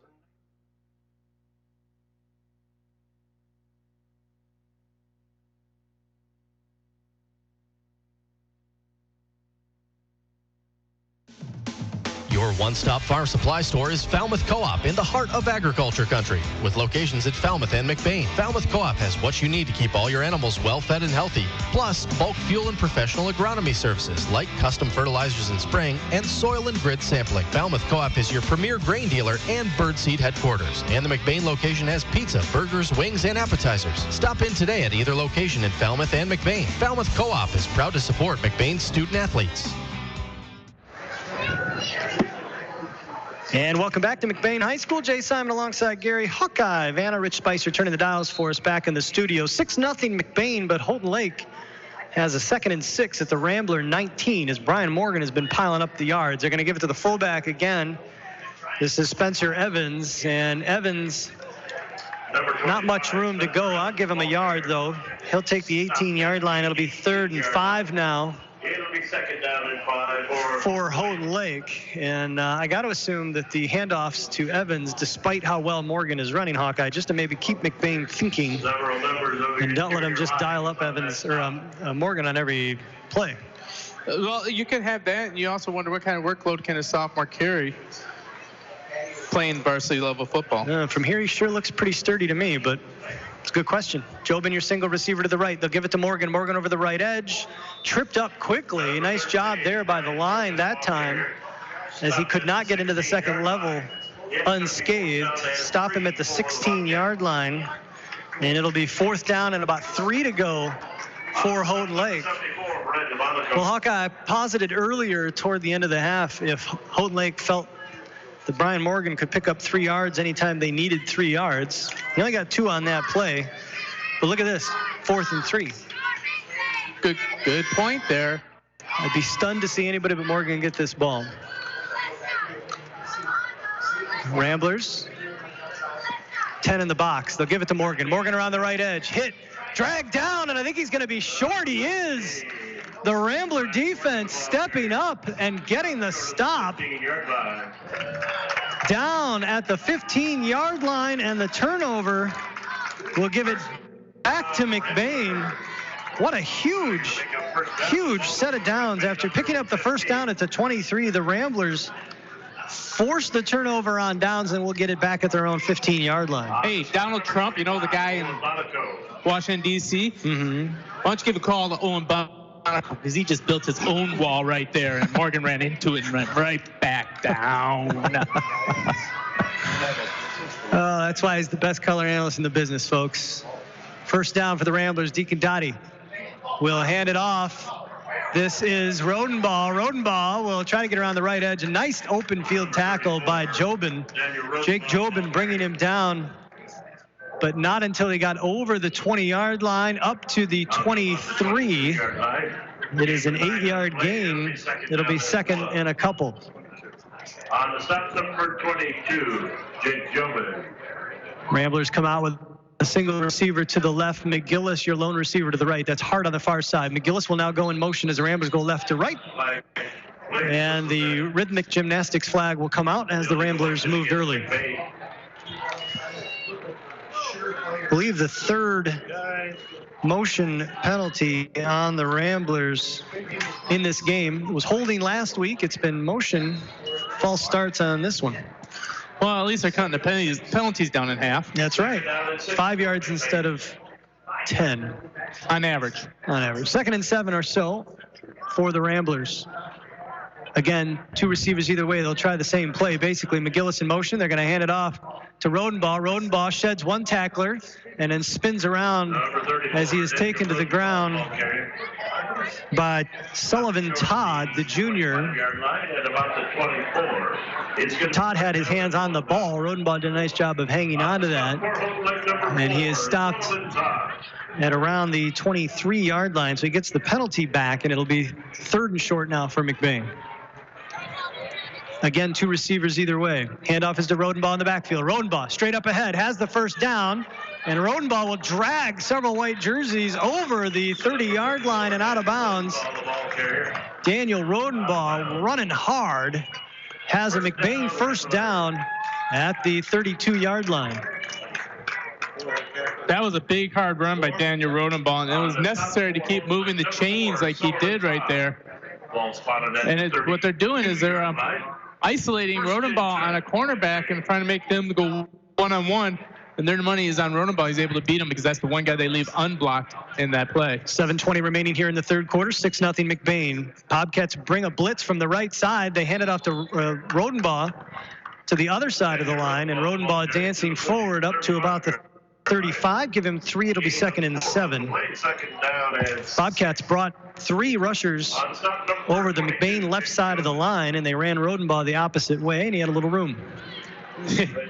Again, he's running behind Mount Outman, Bonico, and Vanna. That is the exact same weight that you could find on a D3 college line. And then you put a Maloney in there. They grow them big out here without question. McGillis, your receiver to the near side. Hart is in the slot to the far side, going left to right. Dottie wants to throw. Steps up into the pocket. Now he'll run. Dottie over the 40, 45. Dottie cutting back inside and we brought down just shy of midfield to the 48-yard line. Deacon Dottie with a 13-yard run has another first down for the Ramblers. Great job by the offensive line, really having a great pocket there. And they pushed the pocket around the outside, leaving the middle open. Dottie saw that no one was open, and he had a big run lane up the middle with no one to stop him until he got that 19-yard gain. 6:20 remaining here in the third. 6-0 McBain. Ramblers going left to right, have another first down just shy of midfield. They'll come out again in that single receiver either way set. 2 wideouts for Dottie, and again another motion. So I believe that's Rodenbaugh who's moving early, Hawkeye. I'm not positive, but it looks like it's happening in the backfield. Before the ball is snapped, Daniel's looking to take that sort of step, putting 1 foot back behind him. So I can't see who else is moving, and it's the referee that's calling it, so it strikes me that it's in the backfield. Yeah, McBain just keeps on coming out with that heavy line on the short side where you have a Maloney, Altman, Bonico. Well, you'd be excited, too, if you could run behind that kind of a line and want to get a jump on it, I imagine. Yeah. Again, McGillis and Hart are your receivers. Rodenbaugh in the backfield with Dottie. Snap is going to go straight over Dottie's head, and Deacon will run back and pounce on it, but all the way back to the 26-yard line. And McBain is going to be looking at second and a country mile coming up. 18 yards lost on that bad snap. And that's not Dottie's fault. 28-yard line. But if George expected Brown at his face. But if George Brown's in there, that's more at his neck. He can handle it. Yeah. That ball snapped basically at Dottie's forehead. 35. It's not where you're expecting the ball to come. Through his hands. And it'll be second, and the math tells us 35 to go. Gads need to get to the 41 of Houghton Lake, and they're on their own 28-yard line. And now we got another flag as the Ramblers again false start. That'll take them back to the 23, and we're looking at 2nd and 38 to go. Well, it's a good thing they have 40, a play like that. Goodness, yes. Dial up the 2nd and 40 play. Well, if Country Mile is 20 yards or more, Hawkeye, we're at about 40. Have we ever seen this? Unfortunately, we have. What do we call that? That's a good question. Is that a parsec? I would have to say that's probably a marathon. I mean, even if you take this and assume you're going to take 3 downs to get it, you're still looking at needing close to 13 plus yards per play. This is quite an unfortunate situation for McBain right now. McBain's offense right now, the best Houghton Lake defense. They come out with 2 receivers split to the near side, and now we're going to get a delay of game that's going to cost the Ramblers 5 yards. So the offense is just imploding for McBain. On my drive chart, Hawkeye, I mark off penalties with an X. That's the 4th penalty of the drive. A drive that started at the 15, gained 33 yards, but now has 3 yards to show for it. Again, 2 receivers near side. Good snap. Handoff is to Rodenbaugh. Rodenbaugh over the left side. Rodenbaugh shakes a tackler, still on his feet, trying to cut to the outside, and he's going to get buried under. As good pursuit by Ryan Frazier, and he was helped out at the end, and we've got a Bobcat down on the field. So we're going to get an official timeout as they come to take a peek at him. Ball's going to be spotted just inside the 25-yard line. Ball is marked at the 23-yard line. There's a gain of about 5. They got the last penalty back. It's going to be 3rd and about 35 as we've got the Houghton Lake coaching staff out to take a look at this Bobcat player. While they do that, we will take a quick break. 6-0 McBain, 4:12 remaining here in the 3rd quarter. We'll take a quick break and be back right after this. When it's late, when it's snowing, when you just have to have it. It's nice knowing McNally's Party Store in downtown McBain is open 7 days a week. Locally owned and operated with the friendliest cashiers helping to serve your grocery needs. From candy and chips to pop and munchies, McNally's Party Store, they're still keeping it cold. And wishing the McBain Ramblers good luck in tonight's game. That's McNally's Party Store in downtown McBain, open 7 days a week. Don's Auto Clinic, Chrysler, Dodge, Jeep, Ram, and High Point GMC Cadillac continue to grow together to serve you better. Our staffs are a group of hardworking individuals who, just like you, get the job done every day by showing the dedication and determination to teamwork. You will not find a more dedicated team making the car or truck buying experience more seamless and easy. Locally owned dealerships, proud to support all local high school sports. We're behind you all the way. And welcome back to McBain High School. 4:12 remaining here in the third quarter, week 3 of the 2019 high school football slate. Week 2 of the Highland Conference. The McBain Ramblers with a 6-0 lead over the Houghton Lake Bobcats here in McBain. Jay Simon alongside Gary Hawkeye Vanna.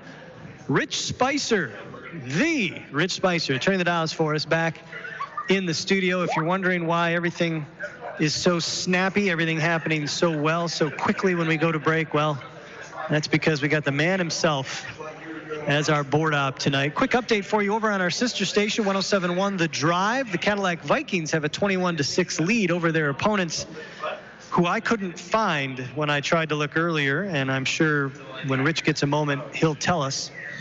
Meanwhile, Manton still leads Everett 6-0, our last update from that contest. That one can be heard streaming. Go to 1071thedrive.com. You can listen to that game.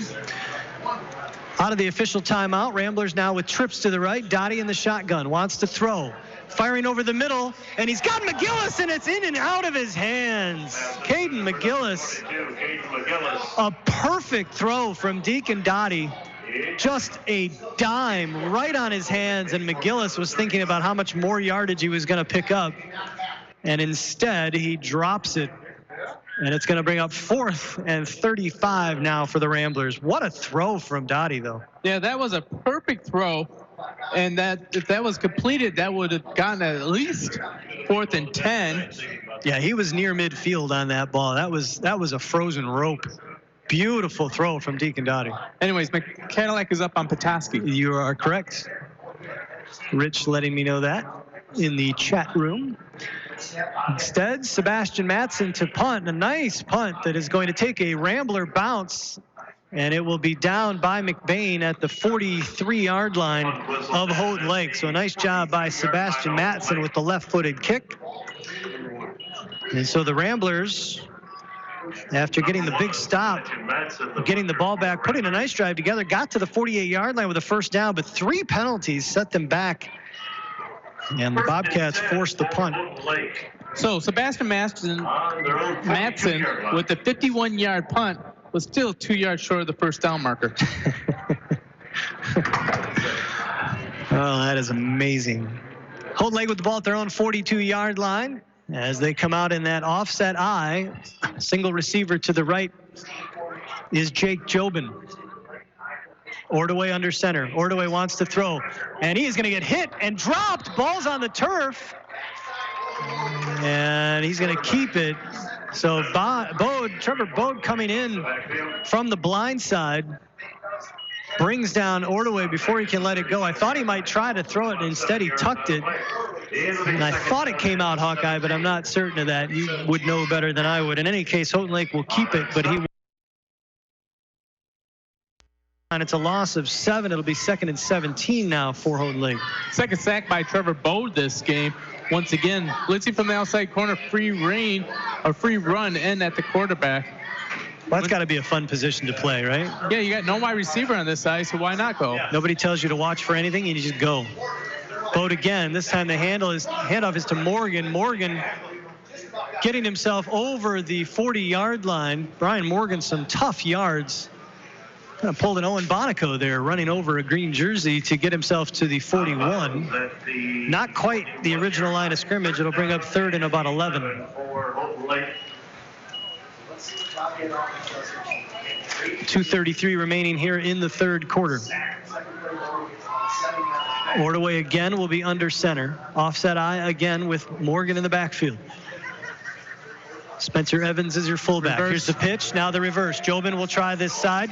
Jobin switches hands. Jobin's got room. He's turning on the Jets. Jobin over midfield and out of bounds, just shy of the 40-yard line. He's got a Holt Lake first down.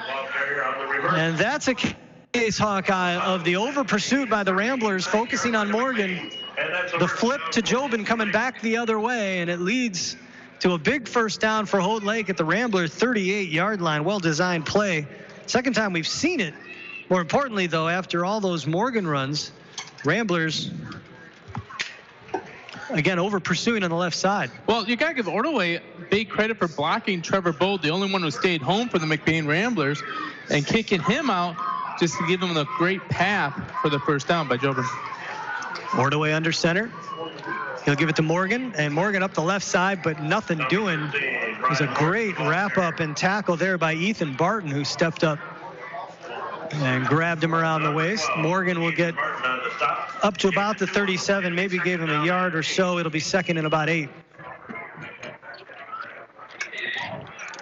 Ethan Barton's a tall, lanky drink of water, but that was a solid tackle against a player about 8 inches shorter than him.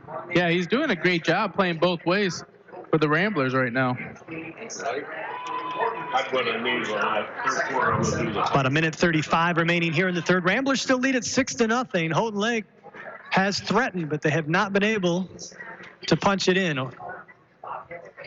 Trent Ordaway, the senior quarterback, under center, and he's going to force the Ramblers to jump, as the Ramblers now will give the Bobcats 5 yards. And boy, that's always a dangerous proposition when you're sending a blitz and you're trying to guess the cadence. When you've got a senior quarterback like that, gets them to move, and that'll take it up to the 32. It'll bring up second and about 3 now for Houghton Lake. Boy, unofficially, I don't know. You probably have. Do you put penalties in there? Do we know? I do, but I don't know. Well, eventually we'll know how many. But we have George Brown III in the game for the first action so far. They'll give it to Morgan. Morgan with room around the left side, through the left side of the line, and a nice job by the Bobcat line to create the hole. And he stumbles through into the second level, and he's got a first down for the Bobcats at the 15-yard line. Excuse me, the 25-yard line. 7-yard pickup for Brian Morgan, the sophomore. Number of sophomores on the roster, 4, I believe, for the Bobcats, and word is 3 of them on the offensive line. 40 seconds remaining here in the third quarter. First and 10 from the 25 for Houghton Lake as they go right to left. Ordaway will go under center. Offset I behind him. He'll give it to Morgan. Morgan trying to bounce around the right side. We got a flag on the play thrown from the referee. So the rhythmic gymnastics ribbon gets thrown through the center. Morgan makes it out to the 20-yard line. And the way this is being moved, it's going to be a hold against the Bobcats. So the holding penalty occurs right around the 23-yard line. This should take them back to the 33. And it'll bring up first and 18.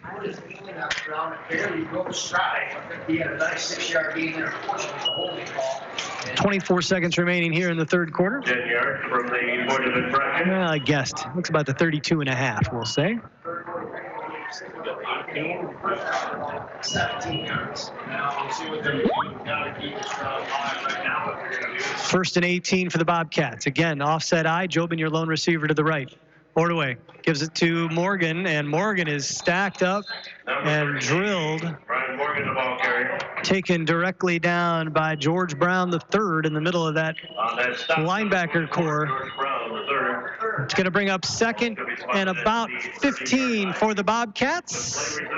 But that's going to do it for 3 quarters of play here in McBain. The Ramblers with a 6-0 lead. The defense trying to maintain. We'll take a break. Final 12 minutes of play coming up. Well, actually, we're going to keep it right here because Rich mentioned to me that he needed a few minutes, so we're going to keep it here. 3 quarters in the book, 6-0 Hawkeye. And the Ramblers, the story of this game, Ramblers have put together a number of good offensive drives and shoot themselves in the foot. Last week it was all holding penalties. Tonight it's at least 6 different motion penalties. Yeah, the penalties have really killed them on that. And I'm trying to figure out where I can actually pull that up. I don't know if that thing is just too nice to share that with us. It's designed specifically for high school football, and it doesn't want you to tell people how many penalties there actually were. That could be. But there's turnovers on here. No, then I don't know. It does give me a moment, though, to let you know that this broadcast brought to you in part by McBain Auto Service, the Wexford Missaukee Career Tech Center, and McBain Rural Agricultural Schools. Our sincere thanks to all of our broadcast partners for allowing us to bring this game to you here on 107.9 CDY. Don't forget, stick around. The Kelly's Pizza and Grill postgame show coming up at the conclusion of tonight's contest. Well, this is a Bobcat team, Hawkeye, that gave Beale City all they could handle and more through 2.5 quarters of play last week. So what you're saying is that you're expecting them to fold up against McBain the rest of the game? No. Ordaway looking for Jobin in the corner, and Jobin's going to run underneath it, and he's going to have a first down at the 11-yard line. Jobin coming all the way from the left side to the right side, ran away from the 2 Rambler defenders that were trying to bracket him. And that tells you you're a solid receiver, Hawkeye, when you can run away from 2 defenders and still find open turf and get hit. Nice throw from Ordaway, and Jobin just basically ran under it like he was playing 500. Does anybody remember that The only game? good thing about that is the fact that Jobin had to go to the ground to catch that. Otherwise, he could have walked into the end zone. Fair point. Offset eye. Morgan will take it over the right edge of the line, and he is hit and drilled back. Great job of coming low and grabbing the leg by George Brown III, who was making his presence known defensively. 10-yard line. Had some help after he got the leg, but let me tell you, George Brown was not letting go of that leg. Morgan wasn't going anywhere. George Brown III gained the 2 yards on the play. It'll be second down. Couple yard pickup. At the 10-yard line. We'll make it 2nd and 9 or so from the 10. You know, this is a very nerve-wracking drive right now for McBain. It's the deepest the Bobcats have been in Rambler territory. And the offense has really been shooting themselves in the foot. That you're starting to lose a little trust in them.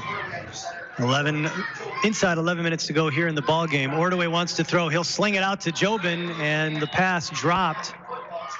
Jobin was coming in. Austin Ealing was about to meet him rudely, and Jobin unable to pick it up off his shoe tops. It'll bring up 3rd and 8 now. The Bobcats can pick up a first down. They need to get to about I thought the 1. I can't tell from the angle here. I thought they started at the 11. It must have been the 12 because they didn't get down to the 2-yard line. Yeah, it looks like it from this angle. So they can pick up a first down without scoring. Ethan Barton is fired up, exhorting his teammates on, trying to get this defense to step up and get another stop.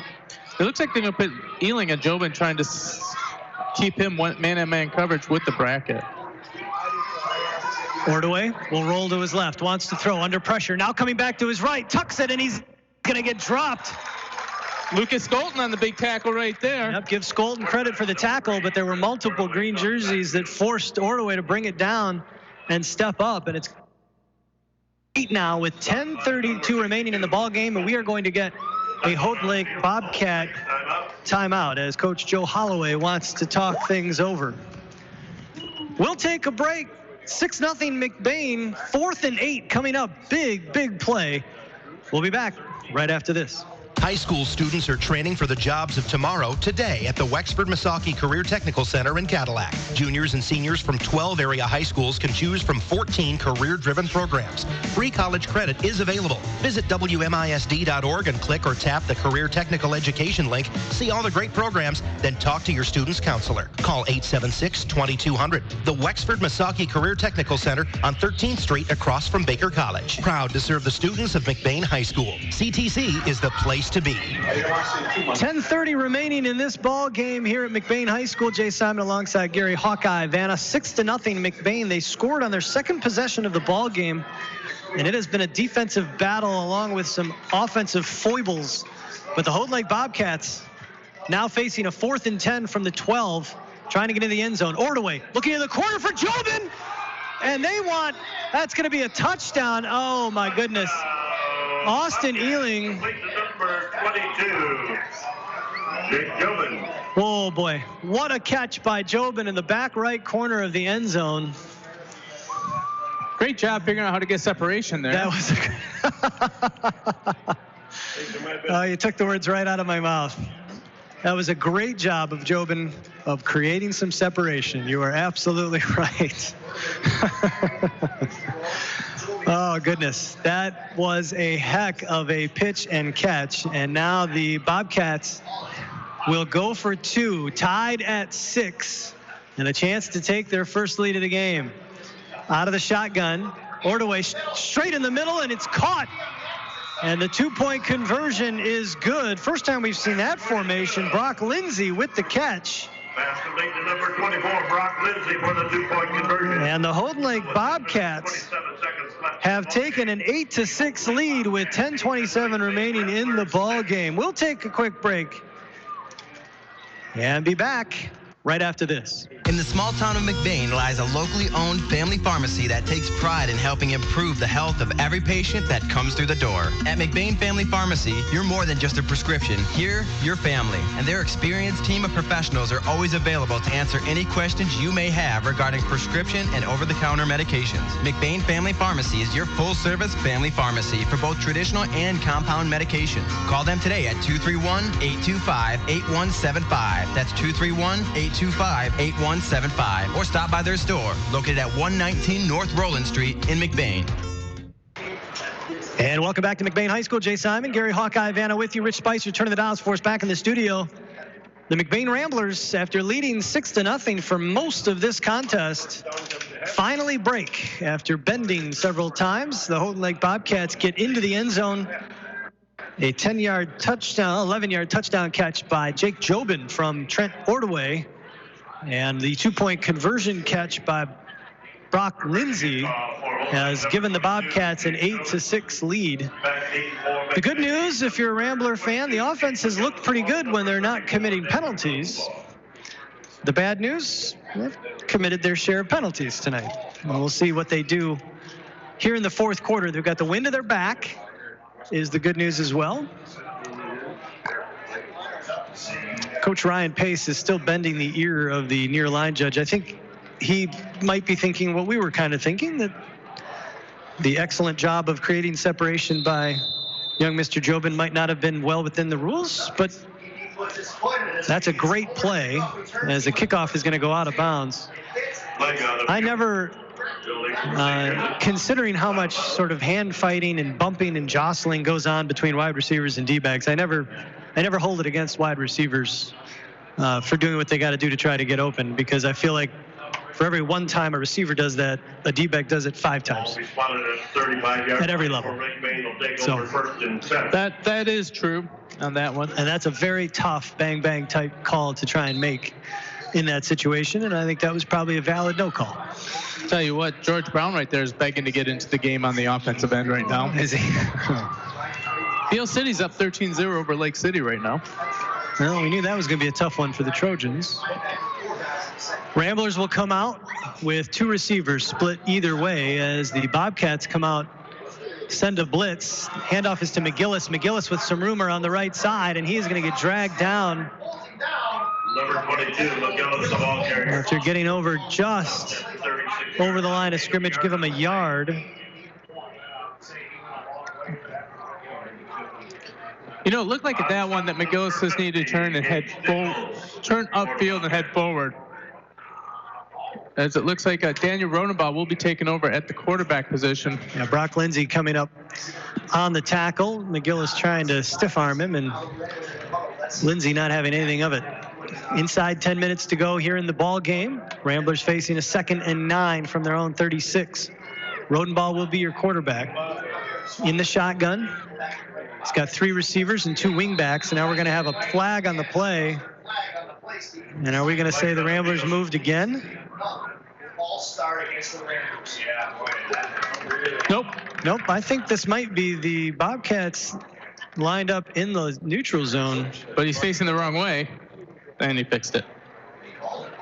Yep. So the Bobcats lined up in the neutral zone, so the offsides call You know what's amazing about all the offsides penalties or legal procedure penalties that McBain has had? None of them has been on the line. No, it's been in the backfield of the receivers. Rodenbaugh's going to run this straight over the right edge, and Rodenbaugh is going to be close to the first down. We'll see where they mark this. He fell forward, the ball right on the 45-yard line.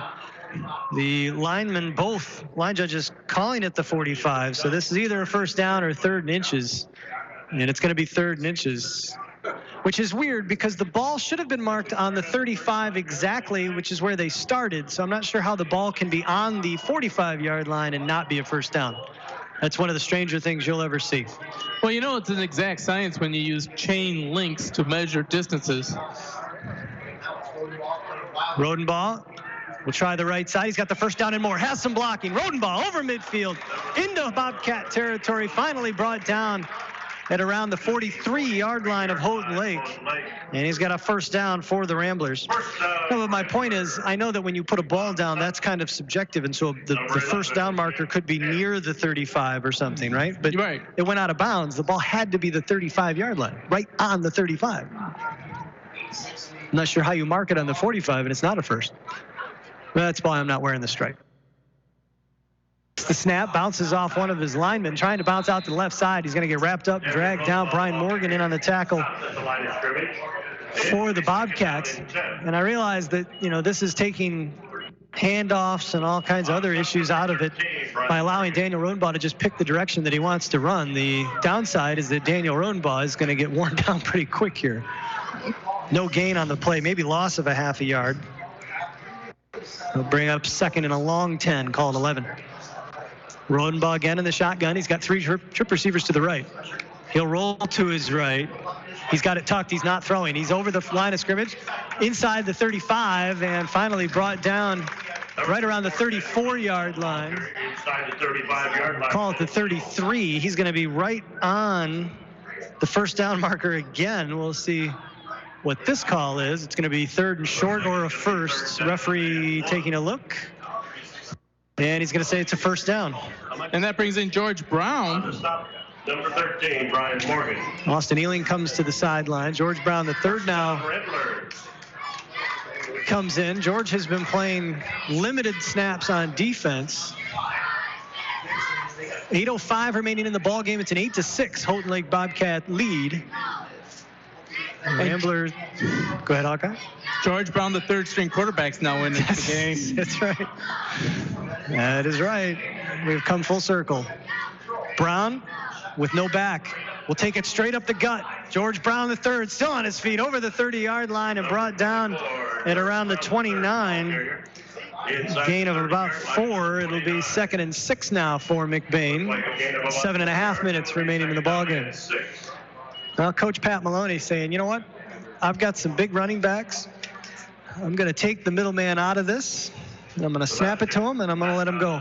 Pick a hole. And I'm going to lean on my line. Yep. To just blow someone off the ball. Pin your ears back line. Push someone back 5 yards. Brown will hand it off to McGillis coming around the edge, and McGillis will get over the 15-yard line down to about the 12. So a little misdirection. On the 22. First down, Ramblers on the stop, number 24, Brock Lindsay.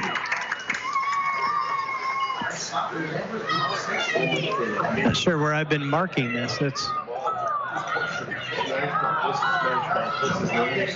it's a first down at the 12. Handoff is, taking it again is George Brown, the 3rd, straight up the middle. George will get over inside the 20-yard line. The 20 down to the, I'll give him the 18-yard line. Spotted on the 18-yard line, gain of 3, 2nd down and 7. 2nd and 7 now for McBain. Quickly to the line. Trips to the right again for Brown in the backfield. With Bonico using a Bonico block. Splits 2 defenders. Spins away from another and then knocked out of bounds. Right around the 15-yard line. Boy, that was 2 white jerseys. Looked like they were going to sandwich him, and he just split right through him. Shed both tacklers. Bounced off another. And it'll be the Third down and 2 or third and 3, Kevin? Looks like we're going to call it the 14-yard line. 2.5 for McBain. We'll call it the 14-yard line. Third and about 2 now for the Ramblers. 6:20 remaining in the ball game. 8-6 Houghton Lake. George Brown III again at quarterback. Trips to the left now. Brown rolling to his left. Under pressure, trying to spin away. And he'll try to toss it forward, but there's nobody in the area. If George was going to do that, he should have slung it over his receivers to the left, but he was trying to make something happen. And this is going to be a costly miscue because it's going to take them now out of the opportunity. An incomplete pass would have gave him 4th and 2, and instead the intentional grounding call will be a loss of down, and then from the spot that he tried to throw it, which was right around the 24-yard line, it cost him another 5, so it's going to take him back to the 29, and it's going to bring up 4th down. It's an easy thing to say afterward, that maybe throwing it over the heads of your receiver on the left side would have been prudent, but that's a tough throw to make. Yeah, it is. I agree with that. I'm just trying to figure out what play they have in this magic bag right now. Yeah, Ramblers come out, trips to the right. Brown back to throw. Wants to hit Hart. Now he's under pressure. Now he'll roll back to his right. Brown puts his head down, and he will get across the 25-yard line, but not much more. And so the Ramblers are going to turn this over on downs with 6:05 remaining in the ball game. Another good-looking drive that gets blown up by penalties. Yeah, that penalty less the kind of miscue that we've seen. Third, trying to make something happen. I understand. A tough call, but I mean, not a tough call. It was a very good call. In fact, an advanced optometry good call by the officials. Clearly intentional grounding, but I guess in my mind, it's less of a mental miscue like some of their other penalties earlier in the game. 6:05 remaining. Holt Lake takes over at their own 24-yard line. They'll hand it off to Morgan. We're going to have a penalty from the umpire. They're going to call the 12th guy on the field, and he didn't get off in time, even though the line judge didn't throw the flag, and he's right next to the sideline. Number 13, Brian Morgan, a ball carrier, stopped near the. So that's going to send 25-yard line. So waved it up. They're going to pick up the flag. Right call. Was that the Ramblers coming, that 12th man trying to get off the field? Yes. Okay. But the backline judge called the penalty, and then the umpire called it. The umpire, but he made a great decision, and he conferenced, and they talked to the line judge over here, and he said, no, he was not in play when the ball was snapped, and they waved it off. Great job by the officials. Another advanced optometry good call. About a yard gain by Morgan on that play, so it'll be 2nd and 9 now for Houghton Lake.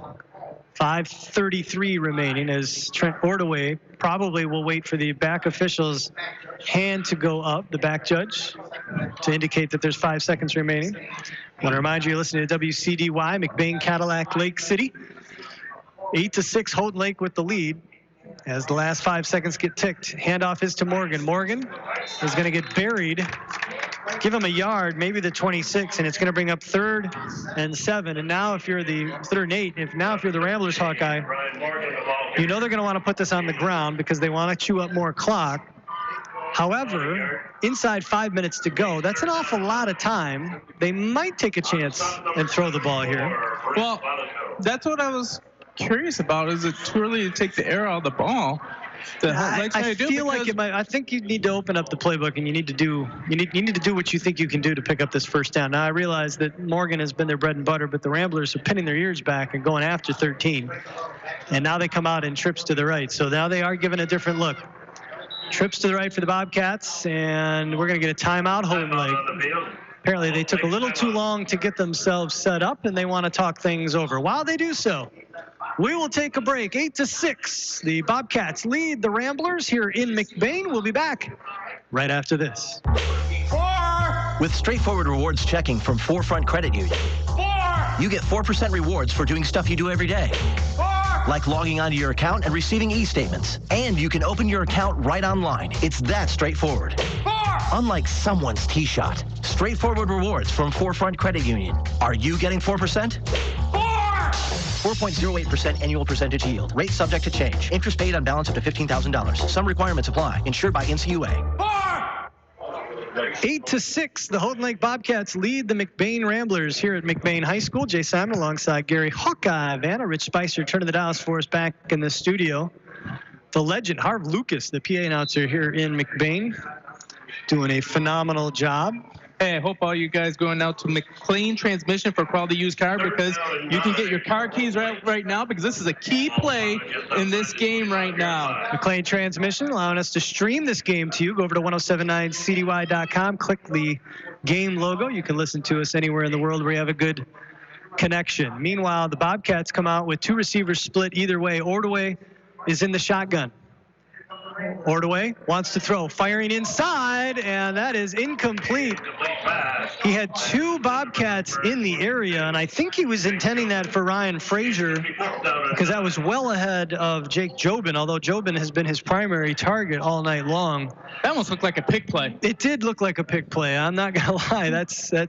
And kudos for trying to set that up. But the Ramblers had three green jerseys in the area, and it was a green jersey they had the best chance to collect it. So we wondered if they would try to throw to pick up this first down. Well, you knew when they came out that afraid lineup, to do it. Yep. McBain came in double covered Jobin. The only thing I thought they might do out of that is run shotgun or run draw, but that wasn't. I don't think that was Morgan in the backfield, right? Correct. Not sure why he doesn't play tailback in that shotgun formation. Good snap. And the punt. Oh, and we're going to get running into the kick. No, are we not? We're not. I'm incredible. Rodenbaugh up the left side, and Rodenbaugh is going to get dropped inside the 20-yard line. And I am stunned right now, Hawkeye, because if you're a Bobcat fan, you're wondering why the ref didn't throw a flag. That's got to be at least running into the kicker. Nope. Not when you get blocked into him. What happened is that Bode sold out to go for that block, and the upback, Morgan, pushed him as he was already airborne to lay out for the thing and pushed him into the punter. That is why that was not called. It's a good call. That's why you're Hawkeye. I did not see that. I saw Bode falling over top of a fellow Rambler in the backfield and then falling into the punter. But that's a good call. You're absolutely right. You cannot get called for it if you're pushed into the kicker. And if that's what you saw, I believe you. 4:13 remaining. No, I said, I believe you. That's what they saw. That's why there was no flag. That's right. 4:13 remaining. Ramblers now with a 1st and 10 from the 20-yard line. Good position here. George Brown III. There's going to be a flag on the outside as George Brown running around the right edge. And I think we're going to get a hold on the outside. There is a flag on the field.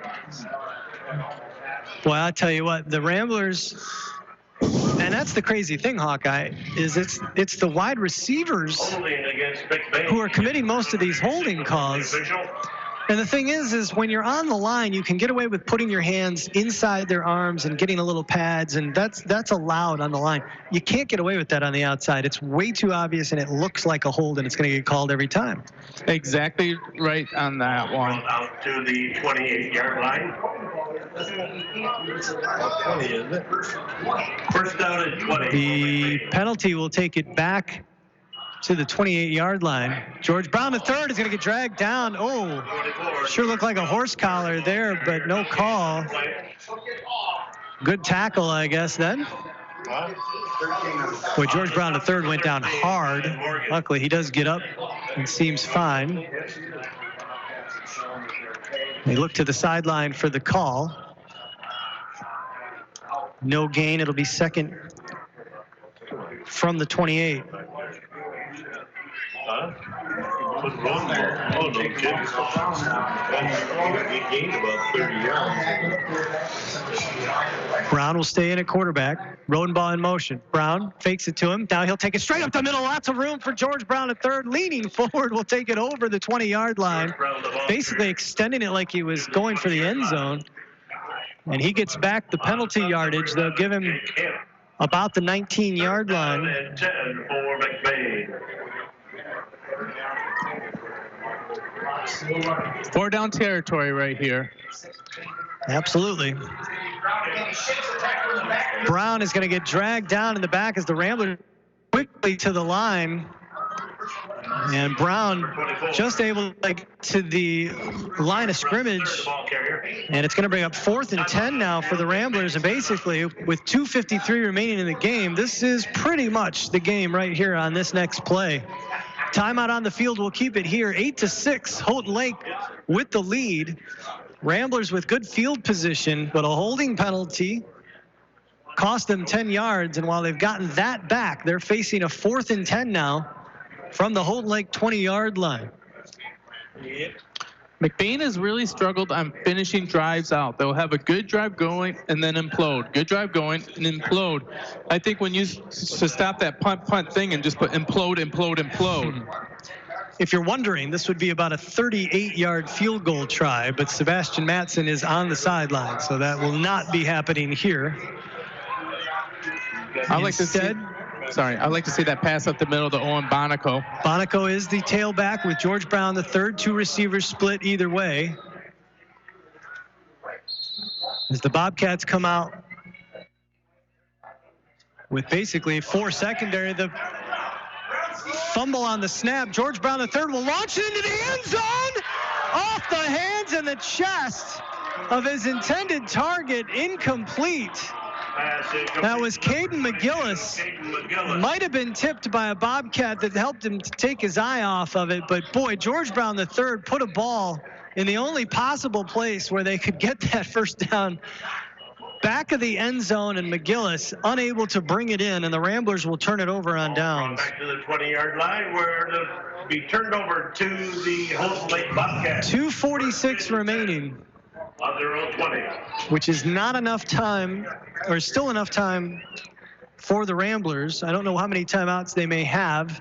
They have 2 timeouts left. Okay. And they're going to just be blitzing every play. We're going to see heavy doses of Brian Morgan with maybe an inside handoff to fullback Spencer Evans, but I doubt we're going to see anything else. Here's the handoff to Morgan, and Morgan able to get through the line. Number 13, Brian Morgan. We'll take it about 3 yards on the play. up to about the 23-yard line. It'll bring up 2nd and 7. On the stop, number 25, Owen Bonico. Gain of 3 on the play. It'll be 2nd down. As we get inside 2.5 minutes remaining in this one. One first down, and it's over, Steve. Other than that, I think the Ramblers may have some time left to get the football back. Bobcats come out with a single receiver to the near side. That receiver is actually Sean Patty. I don't think that's Jobin, unless I'm reading the number wrong. It's been Jobin all night. You'd think it's Jobin. And we're going to get a flag on the play. The linesman throwing the flag. He's actually got a pretty impressive trail of flag on his as well. Well, this crew really knows what they're doing. And it is going to be a false start against the Bobcats, so that'll take them back to the 18-yard line. And it'll bring up 2nd.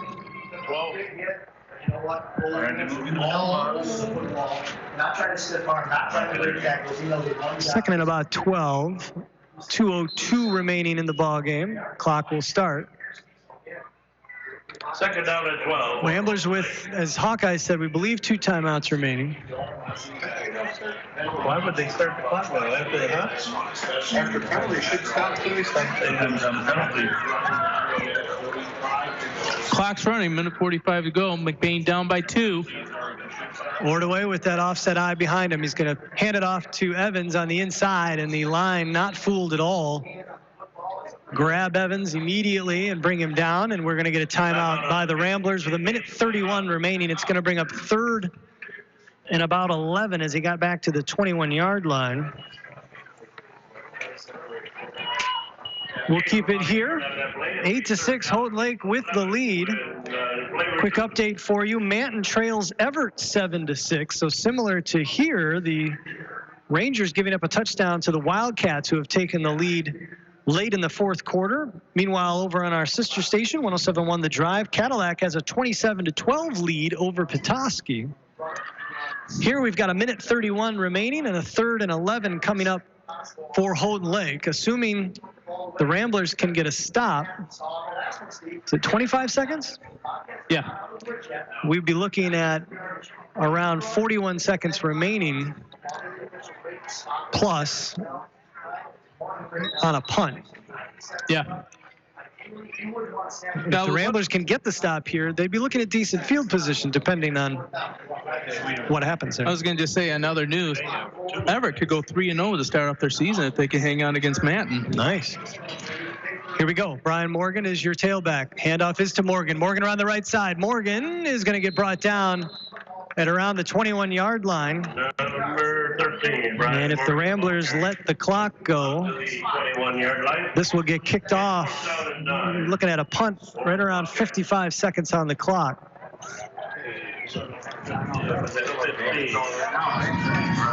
Now, I don't want to say anything, but McBain has had a couple good returns on the punt and a near block.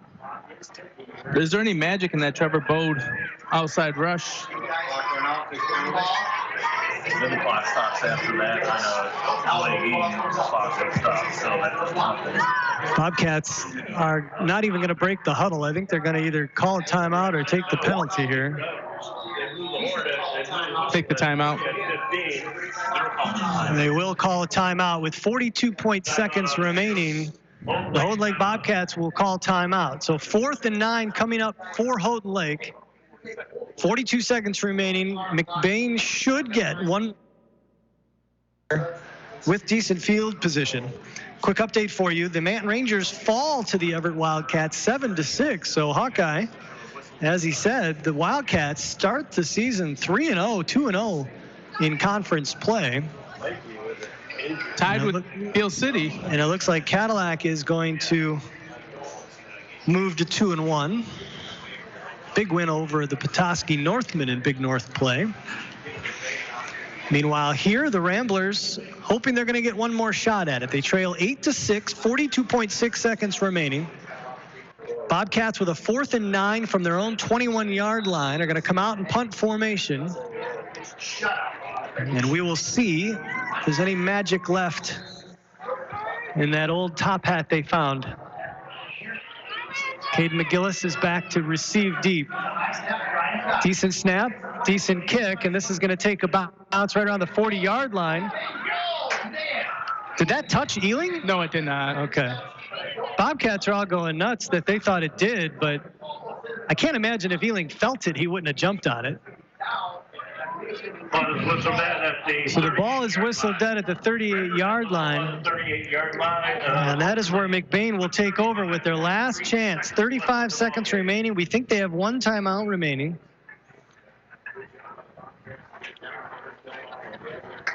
And who do you come out with, Rodenbaugh or Brown in this situation? You got to come out with Brown and put Rodenbaugh as a receiver. And it looks like that's what they're going to do. They're going to send trips to the right. You're going to have Rodenbaugh, McGillis, and Ethan Barton to the right. Josh Hart Jr. to the left. Rodenbaugh in the backfield. George Brown the third in the backfield with Owen Bonico. Brown back to throw. Looking, protection. Down the middle, looking for McGillis and just overthrows him. Ooh, man, he had Caden McGillis between defenders. Similar to the pass that McGillis dropped from Deacon Dottie earlier in the game, Hawkeye. That one out of McGillis's reach. But another nice throw by Brown. And it's going to bring up 2nd and 10, 29.5 seconds remaining. Again, trips to the right for the Ramblers. Bonico in the backfield with Brown. Brown again back to pass, drops the snap, picks it up. Now he'll launch it to his left. He's got Ealing, but he just overthrows him. Austin Ealing had 2 men beat, but George Brown put a little too much mustard on that one as well. And it's going to bring up 3rd and 10 now. I'll tell you, Hawkeye, I got to say it out loud. We have another radio station covering the Bobcats for this game. And their play-by-play guy is going absolutely nuts, wondering why the Bobcats twice now have allowed a Rambler receiver to get behind them. He's flummoxed. And I don't blame him. No, I agree. It does make you wonder why your safety's not the deepest man out there. But the thing is now that you adjusted that, there should be an underneath route with 22.8 seconds left. Yep. You can get it down to the 20-yard line and give yourself a few more options. 22.8 seconds remaining. Brown again to throw. Brown will throw underneath, and it's going to be intercepted. Threw it a little high for Caden McGillis. and it is picked off by Brian Morgan. And that is going to do it as the Bobcats will get it back with 16 seconds remaining at their own 32-yard line. With 16.2 seconds left.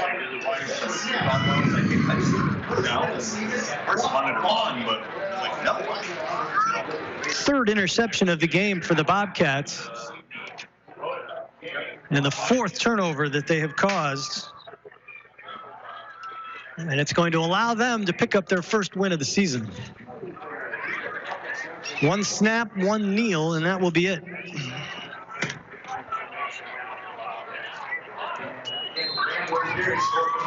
There you go. Clock will run out, and the Houghton Lake Bobcats will get away with the 8-6 win on the road. They notched their first ever Highland Conference victory, and they move to 1-2 on the young season. The Ramblers fall to 1-2. Both teams now 1-1 in conference play. We will take a break. The Kelly's Pizza and Grill postgame show coming up right after this.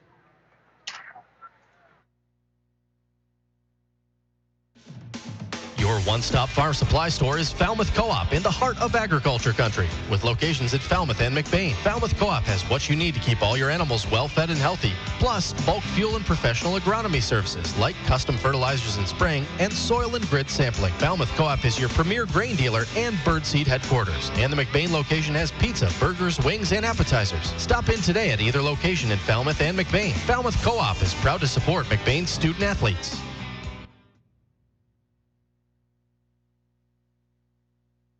In this moment, who has your back? Do you know the name of your insurance agent? Does your agent know your name? Or would you call a 1-800 number that connects you with who? Another state? Another country? Get a local independent insurance agent with Auto Owners Insurance. Someone you can call when bad stuff happens. In this moment, get an agent who will protect you in that moment. Shepherd's Agency, founded by Joseph Shepherd, and today celebrating nearly 100 years of serving all your hometown insurance needs. The Shepherd's Agency in downtown McBain. Call 231-825-2411. McBain Rural Agricultural Schools is looking for the next generation of Ramblers. If you want to give your child the gift of a great education, make McBain Rural Agricultural Schools your school of choice. Every McBain Rambler gets a MacBook or iPad, a strong curriculum, including a variety of vocational programs, great athletics, and access to a brand new state-of-the-art performing arts center. Because great performances shouldn't be limited to the football field and basketball court. School of Choice is now open, which means a huge decision for your family is upon you. If you want a school that will challenge your child, support your child, and celebrate your child's individuality, make sure McBain is on your short list. It's never too late to change schools, and McBain is accepting students K through 12th grade. For more information, visit mcbain.org or call the superintendent's office at 231-825-2165. That's 231-825-2165. 231-825-2165. We've all been there. We rely on our vehicles more than ever to get us where we need to go, safe and sound. McBain Auto Service is open Monday through Friday and are fully licensed and insured to serve you. With over 50 years combined experience, they specialize in everything from brakes to engine repair with no job too big or small. Stop in for a safety inspection. McBain Auto Service, located at 9438 South Maury Road in McBain, or call 231-825-2729. Just like a referee needs great eyesight to make the big calls, you need great eyesight to tackle life's challenges. At Advanced Optometry in Cadillac, their qualified and professional staff works together to ensure your visit is comfortable, accommodating your busy schedule and addressing any questions prior to your appointment. Whether it's a general eye exam or treating a condition that requires an in-depth diagnosis, you'll get undivided attention and a plan based on your needs and Advanced Optometry's expert opinion. Focused on your eye health, Advanced Optometry on Polister Street in Cadillac. Learn more at advancedoptometry.com. And welcome back to McBain High School. Jay Simon alongside Gary Hawkeye Vanna. This is the Kelly's Pizza and Grill postgame. McBain Ramblers fall 8-6 to the Houghton Lake Bobcats in a game that was really kind of bookended. Two nice drives, one by the Ramblers, one by the Bobcats. But the middle of it was, I guess you could charitably call it a defensive slugfest. Both teams kind of shooting themselves in the foot with miscues. The Ramblers perhaps a little more often than the Bobcats, but McBain just unable to get back into the end zone despite multiple opportunities throughout the second quarter and second half of tonight's contest. 3 interceptions by the Bobcats and a fumble recovery. And the Ramblers just could not get things going. Multiple penalties as far as movement on the line. False start penalties by McBain. Last week there was multiple holding penalties. This week they found themselves moving a little early. And all that adds up to a Bobcat victory. Both teams now 1-2 overall. Both teams now 1-1 in Highland Conference play. And both teams will move on to next week. The Ramblers will head north for the Battle of Missaukee County as they will take on the Lake City Trojans on the short trip up M66. Run down the scoring for you. It wasn't a whole lot to it. The Ramblers got things going on their second possession of the game, put together a 12-play drive that is a little bit misleading because 3 of those plays were penalties, and that was kind of a indicator of what was to come. But Ethan Barton hauled in an 8-yard touchdown catch from Deacon Dottie. The extra point attempt by Sebastian Matson just off to the right, no good, and it gave the Ramblers a 6-0 lead as the first quarter came to an end. Second quarter, well, it wasn't much good either way. Punt, fumble, punt, interception, end of half, as neither offense able to do much. Just 1 first down picked up in that second quarter, despite 9 possessions in the quarter alone.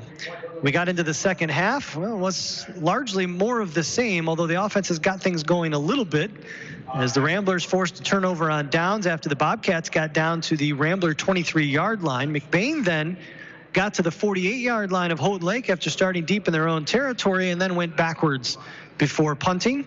Houghton Lake then on their second possession of the second half started from their own 42, picked up a few first downs, got down to the 11-yard line, and on third and 10 from the 11-yard line, senior quarterback Trent Ordaway connecting with senior receiver Jake Jobin in the back right corner of the end zone to put them on the board. And then Brock Lindsay caught the pass on the 2-point conversion attempt to give the Bobcats an 8-6 lead that they would not relinquish. The Ramblers able to get down to the Bobcat 14-yard line on their next possession, but then went backward on a penalty, ended up turning it over on downs, and then neither team able to get much going throughout the rest of the game.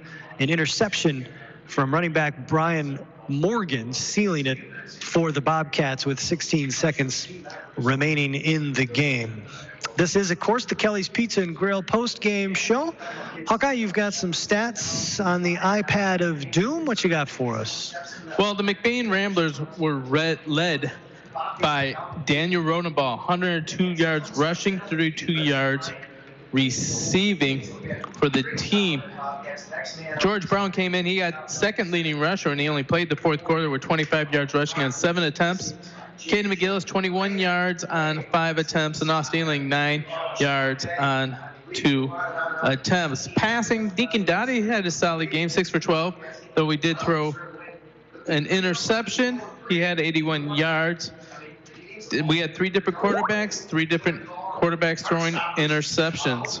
Receiving led by, the numbers go to Daniel Rodenbaugh with 32 yards receiving, but the big touchdown catch by Ethan Barton would be the 19 yards. Defensively, Owen Bonico was just a monster with 25 tackles, followed by Trevor Bode with another 6 tackles. I have Ethan Barton with 3 tackles and Lucas Skolton with another 3 tackles. Punt return, McBain did very well as Daniel Rodenbaugh had 60 yards and punt return yards. And that is your Judy K. Gildy, or no, sorry, wrong was. Forefront Credit Union. Forefront Credit Union. Stat leaders, Northern Michigan's leading used vehicle lender, Forefront Credit Union. Our sincere thanks for their support of tonight's broadcast. This is the Kelly's Pizza and Grill post-game show. It's time to hand out a few post-game awards, and this is a tough one, Hawkeye, but this is why you get paid the big bucks. And I'd like to give you a little more time, so I will try to. I want to thank McLean Transmission for allowing us to stream this broadcast to you via YouTube. Head over to 107.9Wcdy.com. You click the game logo. You can listen to us anywhere in the world where you've got a decent internet connection, which is crazy to think about. Even years ago, radio airwaves were amazing. Now we're streaming all over the world. Our thanks to Advanced Optometry for the Advanced Optometry referee good calls, and it was a fine job by the crew tonight. Yes, there were a lot of yellow flags, but it's not like those yellow flags were undeserved. So, and they were pretty spectacular too with the that's right. streamers the referee was sending off. But Hawkeye, we got to put you under the gun now. We need the Judy K. Gildy photography picture perfect play of the game. What you got? Well, there's only one real one that we can go with, and that would be the 8-yard pass from Deacon Dottie to Ethan Barton for McBain's sole touchdown. The way that Ethan Barton was able to square off and box out the cornerback and use his full length and extend his hands way above for the tackle. I think that's a pretty fair point to consider tonight, is a little bit of the revelation that, one, Deacon Dottie can throw a frozen rope. Two, Ethan Barton and Caden McGillis are pretty solid big targets and receivers. It'll be interesting to see how that develops as the season goes along. I realize in the second half, Coach Malone